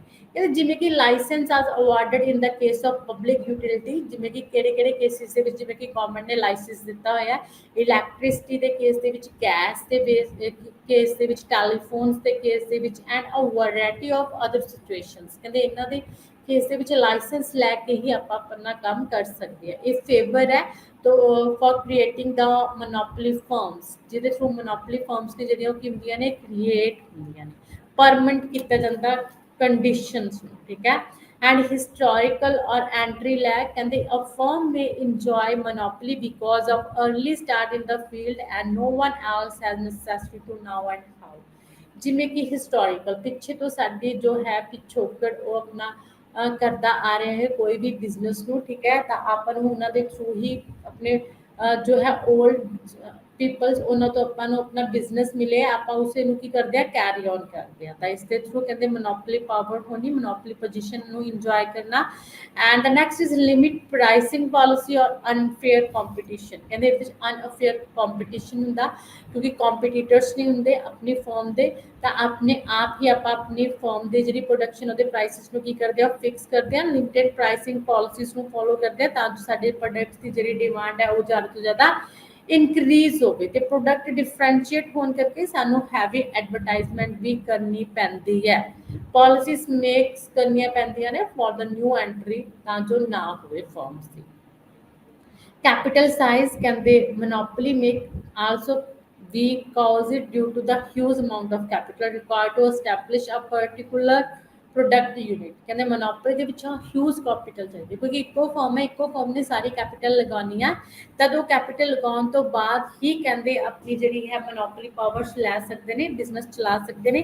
ਕਹਿੰਦੇ ਤਦੇ ਕਹਿੰਦੇ ਵਾਸਟ ਅਮਾਊਂਟ ਕੈਪੀਟਲ ਦੀ ਇਨਵੈਸਟ ਕਰਨ ਦੇ ਲਈ ਸਾਰੇ ਜਿਹੜੇ ਪੀਪਲਸ ਨੇ, ਫਰਮਸ ਨੇ, ਉਹ ਪੋਸੀਬਲ ਨਹੀਂ ਹੁੰਦੇ, ਉਹਨਾਂ ਕੋਲ ਇੰਨੀ ਅਮਾਊਂਟ ਨਹੀਂ ਹੁੰਦੀ, ਤਾਂ ਕਰਕੇ ਜਿਹੜੀਆਂ ਮੋਨੋਪੋਲੀ ਫਰਮਸ ਨੇ ਉਹ ਮੋਨੋਪੋਲੀ ਇੰਜੋਏ ਕਰਦੀਆਂ ਨੇ। ਬਿਜ਼ਨਸ ਮਰਜਰਸ, ਕਹਿੰਦੇ ਅ ਫਰਮ ਕਹਿੰਦੇ ਆਪਣੇ ਅਕੋਰਡਿੰਗ ਐਕਵਾਇਰ ਜ਼ਰੂਰਤ ਪੈਣ ਤੇ ਮੋਨੋਪੋਲੀ ਫਰਮਸ ਨੇ ਉਹ ਬਿਜ਼ਨਸ ਮਰਜ ਵੀ ਕਰ ਸਕਦੀਆਂ ਨੇ ਲਾਰਜਰ ਫਰਮ ਦੇ ਨਾਲ, ਨਿਊ ਲਾਰਜਰ ਫਰਮਸ ਦੇ ਨਾਲ। ਠੀਕ ਹੈ, ਜਿਨ੍ਹਾਂ ਦੇ ਥਰੂ ਕੰਪੀਟੀਟਰ ਜਿਹੜਾ ਉਹ ਕੀ ਹੋਏਗਾ, ਉਹ ਰੁਕੇਗਾ ਡਿਫਰੈਂਟ ਫਰਮਸ ਦੇ ਵਿੱਚ। these are the causes of monopoly ਕਿ monopoly firms ਕੀ ਆਉਂਦੀਆਂ ਨੇ। and the next is positions under law of return। ਸਭ ਤੋਂ ਪਹਿਲਾਂ ਆਪਾਂ ਦੇਖ ਲੈਂਦੇ ਆ ਕਿ ਆਪਣੀ ਜਿਹੜੀ ਹੈ ਸਿਚੁਏਸ਼ਨ MR ਕਰਵ ਕਿਸ ਤਰ੍ਹਾਂ ਦੀ ਹੋਏਗੀ, MR ਐਂਡ AR ਕਰਵ। ਤੁਸੀਂ ਇਸ ਡਾਇਗਰਾਮ ਦੇ ਵਿੱਚ ਦੇਖ ਸਕਦੇ ਹੋ marginal revenue and marginal cost curve ਦੇਖ ਸਕਦੇ ਹੋ। ਕਹਿੰਦੇ demand and revenue under monopoly. Demand ਤੁਹਾਨੂੰ ਪਤਾ ਹੀ ਹੈ, ਡਿਮਾਂਡ ਦਾ ਮਤਲਬ ਕੀ ਹੈ, ਜੋ ਇੱਕ ਪਰਟੀਕੂਲਰ ਟਾਈਮ ਪੀਰੀਅਡ ਦੇ ਵਿੱਚ ਆਪਾਂ ਕਿਸੇ ਐਡਜਸਟਿੰਗ ਪ੍ਰਾਈਸ ਤੇ ਮਾਰਕੀਟ ਦੇ ਪ੍ਰੋਡਕਟਸ ਦੀ ਡਿਮਾਂਡ ਕਰਦੇ ਹਾਂ, that is called demand. And revenue ਕਹਿੰਦੇ ਉਸ ਡਿਮਾਂਡ ਦੇ ਬਦਲੇ ਸਾਨੂੰ ਕੁਝ ਪ੍ਰਾਈਸ ਹੈ ਜਿਹੜਾ ਉਹ ਸੈਲਰ ਨੂੰ ਦੇਣਾ ਪੈਂਦਾ ਹੈ, ਠੀਕ ਹੈ। ਤਾਂ ਉਹ ਕੀ ਹੁੰਦਾ, ਉਸਦਾ ਰੈਵਨਿਊ ਹੁੰਦਾ, ਉਸ ਪ੍ਰੋਡਕਟ ਨੂੰ ਮੀਨਸ ਆਊਟਪੁੱਟ ਨੂੰ ਸੇਲ ਕਰਨ ਤੋਂ ਬਾਅਦ ਜੋ ਸਾਨੂੰ ਪ੍ਰਾਈਸ ਮਿਲੇਗਾ, ਪੈਸਾ ਮਿਲੇਗਾ, ਦੈਟ ਇਜ਼ ਕਾਲਡ ਰੈਵਨਿਊ। ਜੋ ਰੈਵਨਿਊ ਹੈ ਉਹ ਕਿਸ ਨੂੰ ਮਿਲਦਾ ਹੈ, ਮੋਨੋਪੋਲੀ ਫਰਮ ਨੂੰ ਮਿਲੇਗਾ। ਐਂਡ ਡਿਮਾਂਡ ਕੌਣ ਕਰਦਾ ਹੈ, ਕਸਟਮਰ ਕਰਦਾ ਹੈ, ਠੀਕ ਹੈ। ਕਹਿੰਦੇ in monopoly situations there is no difference between the firm and industry. ਤੁਹਾਨੂੰ ਪਤਾ ਹੈ ਕਿ ਫਰਮ ਤੇ ਇੰਡਸਟਰੀ ਦੇ ਵਿੱਚ ਕੋਈ ਵੀ ਡਿਫਰੈਂਸ ਨਹੀਂ ਹੈਗਾ। ਮੋਨੋਪੋਲੀ ਸਿਚੁਏਸ਼ਨਸ ਦੇ ਵਿੱਚ firms demand curve also continuous industry demand curve. ਕਹਿੰਦੇ ਫਰਮਸ ਦੀ ਡਿਮਾਂਡ ਕਰਵ ਦੀ ਤਰ੍ਹਾਂ ਹੀ ਇੰਡਸਟਰੀ ਦੀ ਡਿਮਾਂਡ ਕਰਵ ਹੋਏਗੀ। Demand curve of the monopoly is also average revenue curve. Demand curve ਨੂੰ ਆਪਾਂ ਐਵਰੇਜ ਰੈਵਨਿਊ ਕਰਵ ਵੀ ਕਹਿ ਸਕਦੇ, ਕਿਉਂਕਿ ਡਿਮਾਂਡ ਦੇ ਥਰੂ ਸਾਨੂੰ ਕੀ ਮਿਲਣਾ ਹੈ, ਰੈਵਨਿਊ ਮਿਲਣਾ ਹੈ, ਤਾਂ ਉਹ ਸਾਡੀ ਰੈਵਨਿਊ ਨੂੰ ਮੀਨਸ ਇਨਕਮ ਨੂੰ ਦੱਸਦੀ ਹੈ। It slopes downward. Average revenue curve means AR the slope ਕੀ ਹੋਏਗੀ, ਡਾਊਨਵਰਡ ਹੋਏਗੀ। It means if the monopolists fix high prices the demand will shrink। ਕਹਿੰਦੇ average revenue curve means demand curve ਕਿਉਂ ਲੈਫਟਵਰਡ downward ਹੋਏਗੀ, ਕਿਉਂਕਿ ਅਗਰ ਮੋਨੋਪੋਲੀ ਫਰਮਸ ਨੇ ਜਿਹੜੇ ਉਹ ਆਪਣੇ ਪ੍ਰੋਡਕਟ ਦੀ ਪ੍ਰਾਈਸ ਜ਼ਿਆਦਾ ਰੱਖਣਗੀਆਂ ਤਾਂ ਡਿਮਾਂਡ ਕੀ ਹੋ ਜਾਏਗੀ, ਘਟ ਜਾਏਗੀ। ਇਨਵਰਸ ਰਿਲੇਸ਼ਨਸ਼ਿਪ ਹੈ between the price and demand. Price monopoly firm से थ्रू ज़्यादा रखने ते डिमांड घट जाएगी तो प्राइस घट रखने ते डिमांड बढ़ जाएगी। ਤਾਂ ਕਹਿੰਦੇ ਜਿਹੜੀ ਸਲੋਪ ਹੁੰਦੀ ਹੈ AR ਕਰਵ ਦੀ, ਡਿਮਾਂਡ ਕਰਵ ਦੀ, ਤੁਸੀਂ ਡਾਇਗਰਾਮ ਦੇ ਵਿੱਚ ਦੇਖ ਸਕਦੇ ਹੋ। ਲੈਫਟ ਰਾਈਟ ਕੀ ਹੈ, ਡਾਊਨਵਰਡ ਹੈ। OX ਤੇ ਆਊਟਪੁੱਟ ਲਿੱਤੀ ਹੈ, OY ਤੇ ਰੈਵਨਿਊ ਐਂਡ ਕਾਸਟ ਲਿੱਤੀ ਹੋਈ ਹੈ। AR is the average revenue curve जो लेफ्ट राइट की है डाउनवर्ड है, ठीक है। ये दस रही है कि प्राइसेस हाई होने ते डिमांड घट जाएगी, प्राइसेस घटन ते डिमांड बढ़ जाएगी। तो एयर कर्व साडी डिमांड कर्व ਨੂੰ ਸ਼ੋ ਕਰ ਰਹੀ ਹੈ under monopoly. Average revenue and marginal revenue curves are separate from one another. ਕਹਿੰਦੇ ਜਿਹੜੀ AR ਤੇ MR, ਜਦਕਿ ਪਰਫੈਕਟ ਕੰਪੀਟੀਸ਼ਨ ਦੇ ਵਿੱਚ ਜਿਹੜੀ AR ਤੇ MR ਸੀ ਮੀਨਸ ਪ੍ਰਾਈਸਿਸ ਫਿਕਸ ਹੁੰਦੀਆਂ ਸੀ। ਪਰਫੈਕਟ ਕੰਪੀਟੀਸ਼ਨ ਦੇ ਵਿੱਚ ਇੰਡਸਟਰੀ ਦੇ ਦੁਆਰਾ, ਇੰਡਸਟਰੀ ਦੇ ਅੰਦਰ ਜਿੰਨੀਆਂ ਵੀ ਫਰਮ ਸੀਗੀਆਂ ਉਸੇ ਪ੍ਰਾਈਸਿਸ ਤੇ ਆਪਣੇ ਪ੍ਰੋਡਕਟਸ ਨੂੰ ਸੇਲ ਕਰਨਾ ਪੈਂਦਾ ਸੀ। ਤਾਂ ਪ੍ਰਾਈਸ ਫਿਕਸ ਸੀਗੀ, ਚਾਹੇ ਜਿੰਨੀਆਂ ਮਰਜ਼ੀ ਕੁਆਂਟੀਟੀ ਸੇਲ ਹੋਣ, ਤਾਂ price is equal to average revenue and marginal revenue curve। x axis ਦੇ ਪੈਰਲਲ ਸੀਗੀਆਂ, AR ਤੇ MR ਸੇਮ ਸੀਗੀਆਂ ਪਰਫੈਕਟ ਕੰਪੀਟੀਸ਼ਨ ਦੇ ਵਿੱਚ। ਲੇਕਿਨ ਇੱਥੇ ਮੋਨੋਪੋਲੀ ਦੇ ਵਿੱਚ AR ਤੇ MR ਸੇਮ ਨਹੀਂ ਹੈਗੀਆਂ, ਇੱਕ ਦੂਸਰੇ ਤੋਂ ਡਿਫਰੈਂਟ ਨੇ। AR ਉੱਪਰ ਜਾਏਗੀ ਐਂਡ MR ਥੋੜੀ ਜਿਹੀ ਉਸ ਤੋਂ ਕੀ ਹੋਏਗੀ, ਡਾਊਨ ਹੋਏਗੀ। ਮਾਰਜਨਲ ਰੈਵਨਿਊ ਕਰਵ ਸੈਪਰੇਟ ਹੋਏਗੀ ਐਵਰੇਜ ਰੈਵਨਿਊ ਕਰਵ ਤੋਂ। लेकिन मार्जिनल रेवेन्यू कर्व की की होगी, स्लोप डाउनवर्ड होएगी, लेफ्ट राइट डाउनवर्ड होएगी एवरेज रेवेन्यू कर्व की तरह ही। तो इस तो पता लगता है कि मार्जिनल रेवेन्यू कर्व डाउनवर्ड होएगी मीनस ਇਹਦੇ ਥਰੂ ਵੀ ਜਦੋਂ ਇੱਕ ਯੂਨਿਟ ਆਪਾਂ ਐਕਸਟਰਾ ਸੇਲ ਕਰਾਂਗੇ ਆਊਟਪੁੱਟ ਦੇ ਵਿੱਚੋਂ ਤਾਂ ਸਾਡਾ ਜਿਹੜਾ ਰੈਵਨਿਊ ਉਹ ਕੀ ਹੁੰਦਾ ਜਾਏਗਾ, ਡਿਕਰੀਜ਼ ਹੁੰਦਾ ਜਾਏਗਾ, ਜਿਹਦੇ ਕਰਕੇ ਜਿਹੜੀ ਮਾਰਜਨਲ ਰੈਵਨਿਊ ਕਰਵ ਹੈ ਉਹ ਕੀ ਹੋਏਗੀ, ਸਾਡੀ ਲੈਫਟ ਰਾਈਟ ਡਾਊਨਵਰਡ ਹੋਏਗੀ। ਜਿਵੇਂ ਜਿਵੇਂ ਇਨਕਮ ਘਟੇਗੀ ਕੁਆਂਟੀਟੀ ਜ਼ਿਆਦਾ ਵਧੇਗੀ, ਲੇਕਿਨ ਇਨਕਮ ਜੋ ਰੈਵਨਿਊ ਮਿਲੇਗਾ ਉਹ ਘਟੇਗਾ। ਕਹਿੰਦੇ ਇਹਨਾਂ ਦੇ ਵਿੱਚ ਕੀ ਆ, ਮਾਰਜਨਲ ਰੈਵਨਿਊ ਤੇ ਐਵਰੇਜ ਰੈਵਨਿਊ ਦੇ ਵਿੱਚ ਜੋ ਵੀ ਰਿਲੇਸ਼ਨ ਹੈ, demand rises with fall in prices. कहते जो डिमांड राइज होंगी है तो क्यों होंगी है, क्योंकि प्राइस डिक्रीज होंगे। Demand is the average revenue curve. Average revenue curve है कि अपनी एवरेज रेवेन्यू अपना जो घटेगा तद अपनी जी डिमांड है ज़्यादा होएगी, जब एवरेज रेवेन्यू बढ़ेगा तो डिमांड अपनी घट होएगी, ठीक है। तो उस तो बाद एट पॉइंट एंड जिवें तुसीं देख सकते हो टोटल रेवेन्यू मैक्सिमम होएगा एवरेज रेवेन्यू ते, ठीक है। एंड एवरेज रेवेन्यू दा अनदर की आ P is equal to AR होएगी, price is equal to AR होएगी। जितना प्राइस होएगा उससे अपना एवरेज रेवेन्यू का कहते with in the fall in prices, fall जो होएगा अपना प्राइस मोनोपोली ਦੇ ਵਿੱਚ ਤਾਂ AR ਤੇ MR ਕਰਵ ਦੋਨੇ ਫॉल ਹੋਣਗੇ। ਤੇ ਇਹਦੇ ਵਿੱਚ ਵੀ ਪ੍ਰਾਈਸ ਘਟਣ ਦੇ ਨਾਲ AR ਤੇ MR ਲੈਫਟ ਰਾਈਟ ਕੀ ਹੋ ਰਹੀਆਂ ਨੇ, ਦੋਨੇ ਫॉल ਹੋ ਰਹੀਆਂ ਨੇ। ਬਟ ਕਹਿੰਦੇ MR ਇਜ਼ ਮੋਰ। ਜਿਹੜੀ ਮਾਰਜਨਲ ਰੈਵਨਿਊ ਕਰਵ ਹੈ, ਮਾਰਜਨਲ ਰੈਵਨਿਊ ਹੈ ਇੱਕ ਐਕਸਟਰਾ ਯੂਨਿਟ ਸੇਲ ਕਰਨ ਦੇ ਨਾਲ ਜੋ ਸਾਨੂੰ ਇਨਕਮ ਮਿਲ ਰਹੀ ਹੈ, ਉਹ ਕਰਵ ਜ਼ਿਆਦਾ ਡਾਊਨ ਜਾਏਗੀ ਐਵਰੇਜ ਰੈਵਨਿਊ ਦੇ ਨਾਲੋਂ। rate of fall in MR is usually more than rate of fall in AR. Average revenue ਕਹਿੰਦੇ is never zero, AR ਕਦੇ ਵੀ ਜ਼ੀਰੋ ਨਹੀਂ ਹੋਏਗੀ, ਲੇਕਿਨ ਜਿਹੜੀ ਮਾਰਜਨਲ ਰੈਵਨਿਊ ਕਰਵ ਹੈ ਇਹ ਡਾਊਨਵਰਡ ਵੀ ਜਾਏਗੀ, ਠੀਕ ਹੈ, ਜ਼ੀਰੋ ਵੀ ਹੋਏਗੀ ਤੇ ਨੈਗੇਟਿਵ ਵੀ ਹੋਏਗੀ। ਮਾਰਜਨਲ ਰੈਵਨਿਊ ਕਰਵਸ ਇਹ ਤਿੰਨੋਂ ਹੋ ਸਕਦੀਆਂ ਨੇ, ਈਵਨ ਜ਼ੀਰੋ, ਨੈਗੇਟਿਵ, ਠੀਕ ਹੈ, ਮਾਰਜਨਲ ਰੈਵਨਿਊ ਕਰਵ ਹੋ ਸਕਦੀ ਹੈ। ਇਹ ਤਾਂ ਸੀਗੇ shapes of MR and AR। ਤੇ ਉਸ ਤੋਂ ਬਾਅਦ next is cost under monopoly. ਕਹਿੰਦੇ ਜਿਹੜੀ ਮੋਨੋਪੋਲੀ ਦੇ ਅੰਡਰ ਕਾਸਟ ਹੁੰਦੀ ਆ, shape of different cost curve actually like that under perfect competition. ਕਹਿੰਦੇ ਜਿਵੇਂ ਕਿ ਸ਼ਾਰਟ ਰਨ ਦੇ ਵਿੱਚ ਅਗਰ ਆਪਾਂ ਗੱਲ ਕਰੀਏ 2 ਟਾਈਮ ਪੀਰੀਅਡ ਦੇ ਵਿੱਚ, ਠੀਕ ਹੈ, price and out discrimination in monopoly. ਤਾਂ ਤੁਹਾਨੂੰ ਪਤਾ ਹੈ ਕਿ 2 time periods is a short period and long period. Short period ਦੇ ਵਿੱਚ ਕੀ ਹੁੰਦਾ, ਕੁਝ ਜਿਹੜੇ ਫੈਕਟਰ ਆਫ ਪ੍ਰੋਡਕਸ਼ਨਸ ਨੇ ਫਿਕਸਡ ਹੁੰਦੇ ਨੇ, ਕੁਝ ਵੇਰੀਏਬਲ ਹੁੰਦੇ ਨੇ।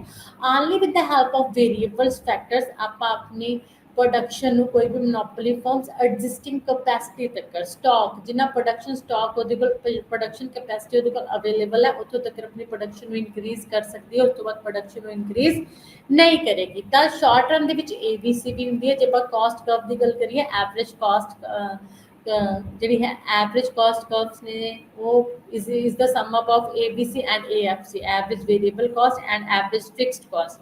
ਤੇ ਇੱਥੇ ਮਾਰਜਨਲ ਕਾਸਟ ਤੇ ਮਾਰਜਨਲ ਰੈਵਨਿਊ ਕਾਸਟ ਵੀ ਹੁੰਦੀ ਹੈ, ਠੀਕ ਹੈ। ਜਿਹੜੇ ਫਿਕਸ ਫੈਕਟਰਸ ਨੇ ਉਹਨਾਂ ਦੀ ਪ੍ਰਾਈਸਿਸ ਫਿਕਸ ਹੁੰਦੀਆਂ ਨੇ, ਵੇਰੀਏਬਲਸ ਫੈਕਟਰਸ ਦੀਆਂ ਪ੍ਰਾਈਸਿਸ ਨੇ ਜਿਹੜੀਆਂ ਸ਼ਾਰਟ ਰਨ ਦੇ ਵਿੱਚ ਉਹ ਕੀ ਹੋਣਗੀਆਂ, ਚੇਂਜ ਹੋਣਗੀਆਂ। ਤਦ ਕਹਿੰਦੇ ਜਿਹੜੀਆਂ ਐਵਰੇਜ ਕਾਸਟ ਕਰਵਸ ਨੇ ਉਹਨਾਂ ਤੇ ਜਿਹੜੀ ਆਪਣੀ ਲਾ ਆਫ ਰਿਟਰਨਸ ਨੇ ਉਹਨਾਂ ਦਾ ਇਫੈਕਟ ਪੈਂਦਾ ਹੁੰਦਾ ਹੈ। ਆਪਾਂ ਨੇ 3 ਲਾ ਆਫ ਰਿਟਰਨਸ ਪੜ੍ਹੇ ਸੀਗੇ, ਠੀਕ ਹੈ। 3 ਲਾ ਆਫ ਰਿਟਰਨਸ ਦੇ ਵਿੱਚ ਆਪਾਂ ਨੇ ਗੱਲ ਕੀਤੀ ਸੀਗੀ increasing returns and diminishing cost. ਉਸ ਤੋਂ ਬਾਅਦ ਸੀਗਾ ਆਪਣਾ decreasing returns and increasing caste.